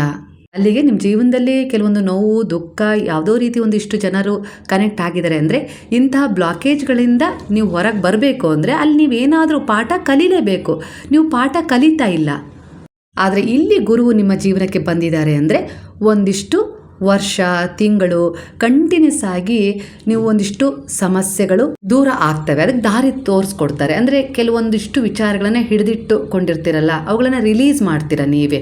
ಅಂದರೆ ಒಂದಿಷ್ಟು ಆಳವಾದ ಅರ್ಥವನ್ನು ಮಾಡ್ಕೊಳ್ತೀರಾ. ಯಾವುದು ನನ್ನ ಜೀವನದಲ್ಲಿ ವ್ಯರ್ಥವಾಗಿತ್ತು, ಅದಕ್ಕೆ ನಾನು ಇಷ್ಟು ದಿನ ಕನೆಕ್ಟ್ ಆಗಿದೆ, ಯಾವ ಸಂಬಂಧವನ್ನು ಇಗ್ನೋರ್ ಮಾಡಬೇಕಾಗಿತ್ತು ಅದನ್ನು ನಾನು ಹೊತ್ಕೊಂಡು ತಿರುಗ್ತಾ ಇದ್ದೀನಿ, ಅದು ಅನಿವಾರ್ಯ ಅನ್ನೋ ರೀತಿಯಲ್ಲಿ ಯಾಕೆ ನಾನು ನೋಡ್ತಾ ಇದ್ದೀನಿ, ಇಲ್ಲ ಯಾರು ಏನಾದರೂ ಅಂದ್ಕೊಳ್ತಾರೆ ಅನ್ನೋ ರೀತಿಯಲ್ಲಿ ಯಾಕೆ ನಾನು ಸಂಭಾಳಿಸ್ತಾ ಇದ್ದೀನಿ, ನನ್ನಿಂದ ಆಗಲ್ಲ, ಅದು ನನಗೆ ಅರ್ಥ ಮಾಡ್ಕೊಳ್ತಾ ಇಲ್ಲ, ನಂಗೆ ತುಂಬ ನೋವು ಕೊಡ್ತಾ ಇದೆ, ಇಲ್ಲಿ ನಾನು ಸರಿಯಾದ ತೀರ್ಮಾನವನ್ನು ತಗೊಳ್ಳೇಬೇಕು ಅನ್ನೋ ರೀತಿಯಲ್ಲಿ ಡಿವೋರ್ಸ್ ಆಗ್ಬೋದು, ಆ ಸಂಬಂಧದಿಂದ ಹೊರಗೆ ಬರ್ಬೋದು, ಆ ಸಂಬಂಧವನ್ನು ಇಗ್ನೋರ್ ಮಾಡ್ಬೋದು. ಈ ರೀತಿ ಎಲ್ಲ ವಿಚಾರಗಳು ಕನೆಕ್ಟ್ ಆಗುತ್ತೆ. ಹಾಗಾಗಿ ಇಲ್ಲಿ ಯಾರದ್ದೋ ಡೈವರ್ಸ್ ಆಯಿತು, ಇಲ್ಲ ನಿಮ್ಮ ಸುತ್ತಮುತ್ತ ಆಜುಬಾಜು ಏನಾದರೂ ವಿಚಾರಗಳು ಯಾರದ್ದೋ ಒಂದು ಕುಟುಂಬದಲ್ಲಿ ನಡೀತು ಅಂದರೆ ಅಲ್ಲಿ ಜಡ್ಜ್ ಮಾಡೋ ಹಾಗಿಲ್ಲ, ಅದನ್ನು ನೋಡಿ ಆಡ್ಕೊಳ್ಳೋ ಹಾಗೂ ಇಲ್ಲ. ಯಾಕೊತ್ತಾ, ಅದು ಅವರದ್ದೇ ಆದ ಕರ್ಮದ ಫಲ ಆಗಿರುತ್ತೆ, ಅವ್ರು ಅನುಭವಿಸ್ತಾ ಇರ್ತಾರೆ. ಇಲ್ಲಿ ನೋಡುವ ಪಾತ್ರ ಮಾತ್ರ ನಮ್ಮದಾಗಿರುತ್ತೆ. ಆದರೆ ಅದು ಸಂದರ್ಭ ಬಂದಾಗ ಅದು ಒಂದು ಪರೀಕ್ಷೆನೇ ಆಗಿರ್ಬೋದು. ಆ ಸಂದರ್ಭ ನಾವು ನೋಡಬೇಕಾದ್ರೆ ಅಲ್ಲಿ ನಾವು ಏನು ಕಲಿಬೇಕು, ಏನು ಕಲ್ತಿದ್ದೀವಿ, ಏನು ತಿದ್ಕೊಳ್ಬೇಕು, ಯಾವುದನ್ನು ಸಂಭಾಳಿಸ್ಬೇಕು, ಯಾವುದರಲ್ಲಿ ಪರಿವರ್ತನೆ ತಂದ್ಕೊಳ್ಬೇಕು, ಅದನ್ನು ಅರ್ಥ ಮಾಡ್ಕೊಳ್ಬೇಕು. ಒಟ್ಟಾರೆಯಾಗಿ ಭಗವಂತ ಒಂದು ಒಂದು ಒಂದು ಘಟನೆಯನ್ನು ನೋಡುವ ಹಾಗೆ ಮಾಡ್ತಾನೆ. ಅಂದರೆ ಅದರಲ್ಲೂ ಕೂಡ ಏನೋ ಒಂದು ಒಳಿತಿದೆ, ಕಾರಣವಿದ್ದಕ್ಕೆ ಆ ಘಟನೆ ಎದುರಿಗೆ ಬಂದಿದೆ, ಅಲ್ಲಿ ಏನೋ ನಾನು ಕಲಿಬೇಕೇನೋ, ಅದಕ್ಕೋಸ್ಕರ ಆ ಜಾಗದಲ್ಲಿ ನಾನು ನಿಂತಿದ್ದೀನಿ ಅನ್ನೋ ರೀತಿಯಲ್ಲಿ ಅದು ಒಂದು ಒಳ್ಳೆಯದನ್ನು, ಒಂದು ಸಂದೇಶ ತಗೊಂಡು ಅಲ್ಲಿಂದ ಹೊರಟು ಬಿಡಬೇಕು. ಅದನ್ನು ಜಡ್ಜ್ ಮಾಡಬಾರ್ದು. ಥಿಂಕ್ ಮಾಡಿದಾಗ ಒಳ್ಳೆ ವಿಚಾರ ಮಾಡ್ತೀವೋ ಕೆಟ್ಟ ವಿಚಾರ ಮಾಡ್ತೀವೋ ಅದು ಕೂಡ ಕರ್ಮ ಆಗುತ್ತೆ. ಹಾಗಾಗಿ ಇನ್ನೊಬ್ಬರು ಮನೆಯಲ್ಲಿ ಏನಾದರೂ ನಡೀತಾ ಇದೆ, ನಾಳೆ ನಮ್ಮ ಮನೇಲಿ ನಡೆಯಲ್ಲ ಅಂತ ಇಲ್ಲ. ಅದನ್ನು ನಾವು ಯಾಕೆ ಆಡ್ಕೊಳ್ಬೇಕು? ಯಾಕಂದರೆ ಅದು ಅವ್ರದ್ದು ಕರ್ಮದ ಫಲ, ಅದು ಅನುಭವಿಸ್ತಾ ಇರ್ತಾರೆ. ಅವ್ರ ಮನೇಲಿ ಏನೋ ನಡೀತು, ಅದಕ್ಕೂ ನಮಗೂ ಸಂಬಂಧ ಇಲ್ಲ. ಯಾಕಂದರೆ ಅದು ಅವ್ರದ್ದು ಕರ್ಮ, ಅವ್ರು ಅನುಭವಿಸ್ತಾ ಇದ್ದಾರಲ್ವ. ಆದರೆ ಇಲ್ಲಿ ನಾವು ಮಾಡ್ತಾ ಇರೋ ತಪ್ಪೇನು ಗೊತ್ತಾ, ಅದನ್ನು ಆಡಿಕೊಳ್ಳುವ ಮೂಲಕ, ಜಡ್ಜ್ ಮಾಡುವ ಮೂಲಕ ಆ ಕರ್ಮ ಸಂಬಂಧಕ್ಕೆ ನಾವು ಒಳಪಡ್ತಾ ಇದ್ದೀವಿ. ಅಲ್ಲಿ ಯಾವುದೇ ರೀತಿ ಸಂಬಂಧ ಇರಲಿಲ್ಲ ಮೊದಲಿಗೆ. ಅಂದರೆ ಅವ್ರ ಮನೇಲಿ ಏನೋ ನಡೀತಾ ಇದೆ, ಆ ಘಟನೆಗೂ ನಮಗೂ ಸಂಬಂಧ ಇರಲಿಲ್ಲ. ಯಾವಾಗ ಅದನ್ನು ಜಡ್ಜ್ ಮಾಡ್ತೀವೋ, ಅಳಿತೀವೋ, ಆಗ ಮಾತ್ರ ಆ ಕರ್ಮಕ್ಕೆ ನಾವು ಅಂಟ್ಕೊಳ್ತೀವಿ. ಅಂದರೆ ಸಂಬಂಧ ಬೆಳೆಯುತ್ತೆ. ನಾವಾಗಿ ಬೆಳೆಸಿದ್ದೀವಲ್ವ ಆಡ್ಕೊಳ್ಳೋದ್ರ ಮೂಲಕ, ಜಡ್ಜ್ ಮಾಡೋದ್ರ ಮೂಲಕ. ಹಾಗಾಗಿ ಅಲ್ಲೂ ಒಂದು ಭಾಗದ ಕರ್ಮ ನಮ್ಮ ಜೀವನಕ್ಕೆ ಬರುತ್ತೆ. ಹಾಗಾಗಿ ಇಲ್ಲಿ ಯೋಚಿಸ್ಬೇಕಾಗಿರೋದೇನೋ ಅಂದರೆ, ಈಗ ಕೆಲವೊಂದು ಸಾರಿ ಕೆಲವರ ಎನರ್ಜಿಗೆ ನಮ್ಮ ಕುಟುಂಬದ ಬಗ್ಗೆನೇ ಆಗಿರ್ಬೋದು, ಯಾರದ್ದೋ ಬಗ್ಗೆ ಆಗಿರ್ಬೋದು, ಎಲ್ಲೋ ಏನೋ ಒಂದು ಘಟನೆ ನಡೀತಾ ಇರುತ್ತೆ, ಆಡ್ಕೊಳ್ತೀವಿ. ಯಾಕಂದರೆ ಅದು ಮನುಷ್ಯನ ಸಹಜ ಸ್ವಭಾವ ಆಗಿಬಿಟ್ಟಿದೆ. ಯಾಕಂದರೆ ನಾವು ನೋಡಿ ಬೆಳೆದಿದ್ದೀವಿ ಆ ಥರ ವಿಚಾರಗಳನ್ನು. ಎಲ್ಲೋ ಒಂದು ರೀತಿಯಲ್ಲಿ ಅದು ಅನುಕರಣೆ ಆದಂಗೆ ಆಗಿಬಿಟ್ಟಿದೆ. ಈಗ ನಮ್ಮಮ್ಮ ಆಡ್ಕೊಳ್ತಿದ್ರು, ಇಲ್ಲ ಯಾರೋ ಆಡ್ಕೊಳ್ತಿದ್ರು, ಯಾರೋ ಕೂತ್ಕೊಂಡು ಮಾತಾಡ್ತಿದ್ರು, ಅದು ನೋಡಿ ಬೆಳೆದಿದ್ದೀವಿ ಅಂದರೆ ನಾವು ಯಾಕೆ ಮಾತಾಡಬಾರ್ದು? ಅದು ಆ ರೀತಿ ಆಗಿಬಿಟ್ಟಿದೆ ಅಷ್ಟೇ. ಆದರೆ ನಾವಿಲ್ಲಿ ತಿದ್ಕೊಳ್ಬೇಕು, ಅದು ತಪ್ಪಾಗಿತ್ತು. ಅಂದರೆ ತಂದೆ ತಾಯಿ ಮಾಡಿದ್ದೆಲ್ಲ ಒಳ್ಳೆಯದು ಅಂತಲೇ ಹೇಳೋಕ್ಕಾಗೋದಿಲ್ಲ. ಅಂದರೆ ತಂದೆ ತಾಯಿ ಒಳ್ಳೆಯವರೇ ಇಲ್ಲ ಅಂತಲ್ಲ, ಎಲ್ಲ ಒಂದು ರೀತಿಯಲ್ಲಿ ಅವ್ರು ಯಾರೋ ಒಬ್ಬರ ಬಗ್ಗೆ ಆಡ್ಕೊಂಡಿದ್ರು, ಅದನ್ನು ನಾವು ನೋಡಿದ್ವಿ ಸಣ್ಣಕ್ಕಿದ್ದಾಗ. ಅದನ್ನೇ ಈಗ ನಾವು ಮಾಡ್ತಾ ಇದ್ವಿ ಅಲ್ವಾ. ಎಲ್ಲೋ ಒಂದು ರೀತಿ ನಮ್ಗೆ ಎಲ್ಲೋ ಒಂದು ರೀತಿಯಲ್ಲಿ ಅವರಿಂದನೇ ಆ ಒಂದು ಪಾಠ ಸಿಕ್ಕಿತ್ತಾ? ಕೆಲವೊಂದು ಸರಿ ವಾಸ್ತವ ಸತ್ಯ ಅರ್ಥ ಮಾಡ್ಕೊಳ್ಳೇಬೇಕು. ಇದರಲ್ಲಿ ನಾವು ಇದು ಒಂದು ಬೇಜಾರಾಗುವಂಥ ವಿಚಾರ ಅಲ್ವೇ ಅಲ್ಲ ಅನ್ನೋ ರೀತಿಯಲ್ಲಿ ಬರ್ತದೆ. ಆದರೆ ನಾವು ಅದನ್ನು ತಿದ್ದುಪಡಿ ಮಾಡ್ಕೊಳ್ಬೋದು. ಆ ತಪ್ಪು ನಾವು ಮಾಡಬಾರ್ದು ಅನ್ನೋ ರೀತಿಯಲ್ಲಿ ನಾವು ತಿದ್ದುಪಡಿ ಮಾಡ್ಕೊಳ್ಬೇಕು. ತಿಳಿಸಿ ಹೇಳೋಕ್ಕಾದರೆ ನಾವು ತಿಳಿಸಿ ಕೂಡ ಹೇಳಬಹುದು. ಒಂದು ಎನರ್ಜಿಯಲ್ಲಿ ನನಗೂ ಕೂಡ ಒಂದು ಎನರ್ಜಿ ಯಾವ ರೀತಿ ಕನೆಕ್ಟ್ ಆಗ್ತಾ ಇದೆ ಅಂದರೆ, ನನ್ನಿಂದನೂ ಕೂಡ ಎಲ್ಲೋ ಒಂದು ರೀತಿಯಲ್ಲಿ ತಪ್ಪು ಆಗಿತ್ತಿದು. ಯಾಕಂದರೆ ಕೆಲವರ ಒಂದು ಹೂವಲ್ಲಿ ನಾನು ಕೂಡ ಹೂಗುಟ್ಟಿದ್ದೆ. ಇಲ್ಲಿ ನಾವೇನಾದರೂ ಜಡ್ಜ್ ಮಾಡೋಕ್ಕೆ ಹೋದರೆ ಅವ್ರದ್ದು ಕರ್ಮವನ್ನು ನಾವು ತೊಗೊಳ್ತೀವಿ, ಎಲ್ಲೋ ಒಂದು ರೀತಿಯಲ್ಲಿ ಆ ಕರ್ಮವನ್ನು ಅವರಿಂದ ರಿಲೀಸ್ ಮಾಡ್ತೀವಿ ಅನ್ನೋದು ಅರ್ಥ ಕೊಡುತ್ತೆ. ಹಾಗಾಗಿ ಯಾರೋ ಒಂದು ಗುಂಪಿನಲ್ಲಿ ಕೂತು ಮಾತಾಡ್ತಾ ಇರಬೇಕಾದ್ರೆ, ಯಾರದ್ದೋ ಬಗ್ಗೆ ಆಡ್ಕೊಳ್ತಾ ಇರಬೇಕಾದ್ರೆ, ಹೌದಾ ಹೀಗೆ ಅನ್ನೋ ರೀತಿಲಿ ನಾನೂ ಕೂಡ ಆ ಚರ್ಚೆಯಲ್ಲಿ ಭಾಗಿಯಾಗಿದ್ದೆ. ಆದರೆ ಅದು ನನಗೆ ತಪ್ಪು ಅಂತೇಳಿ ಗುರುವಿನ ಶರಣದಲ್ಲಿ ಬಂದ ಮೇಲೆ ಅರಿವಾಗಿದ್ದು. ಮೋಸ್ಟ್ಲಿ ಹೇಳಬೇಕು ಅಂದರೆ ಇಲ್ಲಿ ಪ್ರತಿಯೊಬ್ಬರು ತಪ್ಪು ಮಾಡೇ ಮಾಡ್ತಾರೆ. ತಪ್ಪು ಆದಮೇಲೆ ತಾನೇ ಸರಿ ಯಾವುದು ಅಂತೇಳಿ ಗುರುತಿಸೋಕ್ಕೆ ಸಾಧ್ಯ. ಆ ಸರಿ ಅಂತೇಳಿ ನಾವು ಗುರುತಿಸ್ಕೊಂಡ್ಬಿಟ್ವಿ ಅಂದರೆ ಮತ್ತೆ ತಪ್ಪಿನ ಕಡೆಗೆ ನಾವು ಹೋಗೋದಿಲ್ಲ, ಅಲ್ಲಿಂದ ನಾವು ಹಿಂದೆ ಸರಿದು ಬಿಡ್ತೀವಿ. ಆ ಗುಂಪು ಅಲ್ಲಿ ಸೇರಿತ್ತು ಅಂದರೆ ಈಗ ನಾವು ಅಲ್ಲಿ ಆದಷ್ಟು ಬೇಗನೆ ಅಲ್ಲಿಂದ ಹೊರಗೆ ಬರೋಕ್ಕೆ ನೋಡ್ತೀವಿ. ನಮ್ಮ ಕೆಲಸ ಇರುತ್ತಲ್ಲ ಎಷ್ಟೋ ಅದನ್ನು ಮುಗಿಸ್ಕೊಂಡು ಅಲ್ವಾ. ಅದೇ ರೀತಿ ಗುರುವಿನ ಶರಣದಲ್ಲಿರೋದು ಅಂದರೆ ಆಧ್ಯಾತ್ಮಿಕ ನಡೆನುಡಿಯಲ್ಲಿ ನಮ್ಮನ್ನು ತೊಡಗಿಸ್ಕೊಂಡಿರೋದು, ಸತ್ಕಾರ್ಯ ಸತ್ಕರ್ಮಗಳ ಕಡೆ ನಮ್ಮನ್ನು ಜೋಡಿಸ್ಕೊಂಡಿರೋದಕ್ಕೆ ನಮಗೆ ಸಿಗುವ ಭಾಗ್ಯ ಇದೇ ಆಗಿರುತ್ತೆ. ಮೊದಲನೇದಾಗಿ ಇಲ್ಲಿ ಒಂದು ಶಿಕ್ಷಣ ಯಾವ ರೀತಿ ಸಿಗುತ್ತೆ ಅಂದರೆ, ನಮ್ಮ ಭಾಗ್ಯವನ್ನು ರೂಪಿಸಿಕೊಳ್ಳುವ ದಾರಿ ಇಲ್ಲಿಂದಲೇ ಶುರುವಾಗುತ್ತೆ. ನಾವು ಒಂದು ಆಡಿಕೊಳ್ಳುವರ ಗುಂಪಲ್ಲಿರೋದಿಲ್ಲ. ಯಾರನ್ನು ಆಡ್ಕೊಳ್ಬೇಕಾದ್ರೆ 100 ಸಾರಿ ಯೋಚಿಸ್ತೀವಿ. ಯಾಕಂದರೆ ನಮ್ಮ ಕೈಲಿ ಏನೂ ಇಲ್ಲ, ನಮ್ಗೆ ಅಲ್ಲಿ ಒಳಗೆ ಏನಾಗಿದೆ ಅಂತ ನಮಗೆ ಗೊತ್ತಿಲ್ಲ. ನಾವು ಮೇಲ್ಮುಖವಾಗಿ ನೋಡಿ ಆಡ್ಕೊಳ್ತಾ ಇದ್ದೀವಿ, ಆದರೆ ಆ ಎನರ್ಜಿಗೆ ನಾವು ಕನೆಕ್ಟ್ ಆಗಿಬಿಡ್ತೀವಿ. ಹಾಗಾಗಿ ಈಗ ನಾವು ಯಾವ ರೀತಿ ನಮ್ಮ ತಪ್ಪನ್ನು ತಿದ್ಕೊಂಡಿದ್ದೀವಿ, ಆ ಥರ ಜನ ಇದ್ದರೆ ನಾವು ಅವರಿಂದ ದೂರ ಇರ್ತೀವಿ, ಕಡಿಮೆ ಮಾತಾಡ್ತೀವಿ, ಎಷ್ಟು ಬೇಕಷ್ಟು. ಯಾಕಂದರೆ ಅನಿವಾರ್ಯವಾಗಿ ಎಲ್ಲ ಆಜುಬಾಜು ಇರ್ತೀವಿ ಅಂದರೆ ಒಂದು ಕನೆಕ್ಟಿವ್ ಎನರ್ಜಿಯಲ್ಲೇ ಇರ್ತೀವಿ. ಆದರೆ ನಮ್ಗೆ ಎಷ್ಟು ಬೇಕೋ ಆ ರೀತಿಯಲ್ಲಿ ಅವ್ರ ಹತ್ರ ಒಂದು ಒಳ್ಳೆಯ ರೀತಿಯಲ್ಲಿ ನಮ್ಮ ವರ್ತನೆ ಇರಬೇಕು, ಅಲ್ಲಿಂದ ನಾವು ಹಿಂದೆ ಸರಿಬೇಕು. ಈ ರೀತಿಯಾಗಿ ಅಂದರೆ ನಾವು ಈ ರೀತಿಯಾಗಿ ಆಧ್ಯಾತ್ಮಿಕ ಪಯಣದಲ್ಲಿ ನಮ್ಮನ್ನು ತೊಡಗಿಸ್ಕೊಂಡಾಗ ಈ ವಿವೇಕ ಅಂತೂ ಪ್ರತಿಯೊಬ್ಬರಲ್ಲೂ ಜಾಗೃತ ಆಗುತ್ತೆ. ತಪ್ಪಾಗೋದು ಸಹಜ, ಇಲ್ಲ ಅಂತಲ್ಲ. ಪ್ರತಿಯೊಬ್ಬರಲ್ಲೂ, ಪ್ರತಿಯೊಬ್ಬ ಮನುಷ್ಯನಲ್ಲೂ ನಾವು ಕೂಡ ಕೆಲವೊಂದು ಸಾರಿ ಆ ರೀತಿ ವಿಚಾರಗಳು ಎದುರಾದಾಗ ನಾನೂ ಕೂಡ ಸ್ವತಃ ಒಂದು ಸರಿ ಹೌದಾ ಅನ್ನೋ ರೀತಿಲಿ, ಇಲ್ಲ ಹೀಗಾಗಿತ್ತಾ ಅನ್ನೋ ರೀತಿಲಿ ಏನಾದರೂ ಮಾತಾಡ್ಬಿಡ್ಬೋದು. ಆಗ ತಕ್ಷಣ ನಾಲ್ಗೆ ಕಚ್ಚಿ ಹಿಂದೆ ಸರಿದ್ಬಿಡ್ತೀನಿ, ಅಯ್ಯೋ ನಾನೆಲ್ಲೋ ತಪ್ಪು ಮಾಡ್ತಾ ಇದ್ದೀನಿ ಅನ್ನೋ ರೀತಿಲಿ.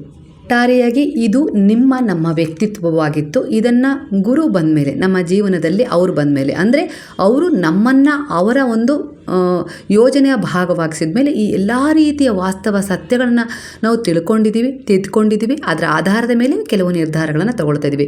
ಹಿಂದೆ ಹೇಗಿತ್ತು, ಈಗ ಹೇಗಿದ್ದೀವಿ, ಮುಂದೆ ಇನ್ನೂ ವಿಶೇಷವಾಗಿ ರೂಪಿಸ್ಕೊಡ್ತಾರೆ ನಮ್ಮ ಭವಿಷ್ಯವನ್ನು. ಅದಷ್ಟು ಗ್ಯಾರಂಟಿ ಅಂತೂ ನಮಗೀಗ ಬಂದಿದೆ ಗುರುವಿನ ಶರಣದಲ್ಲಿ ಬಂದ ಮೇಲೆ.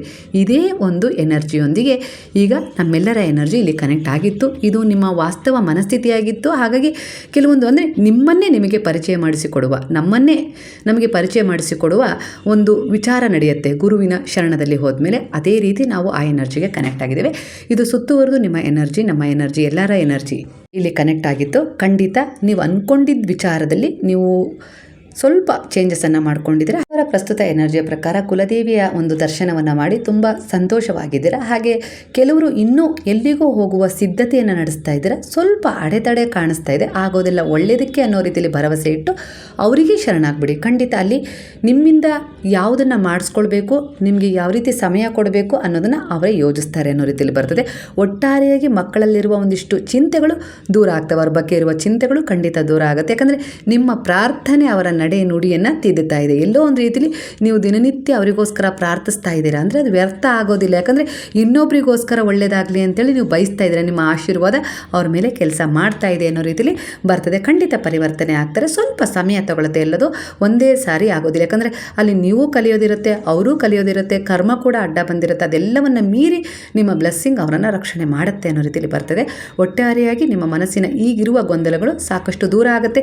ಹೀಗೆ ಗುರುವಿನ ಜೊತೆ ನಿಮ್ಮ ಜರ್ನಿ ಹೀಗೆ ಮುಂದುವರೆದ್ರೆ ನಿಮ್ಮ ಜೀವನ ಯಾವ ರೀತಿ ಅಂದರೆ ನಿಮ್ಮ ಭವಿಷ್ಯವನ್ನು ಸುಂದರವಾಗಿ ರೂಪಿಸಿಕೊಳ್ಳುವತ್ತ, ದಡ ಸೇರಿಸುವತ್ತ ನಿಮ್ಮನ್ನು ಕರ್ಕೊಂಡು ಹೋಗುತ್ತೆ ಅಂದರೆ ತಪ್ಪಾಗಲಾರದು ಸ್ನೇಹಿತರೆ.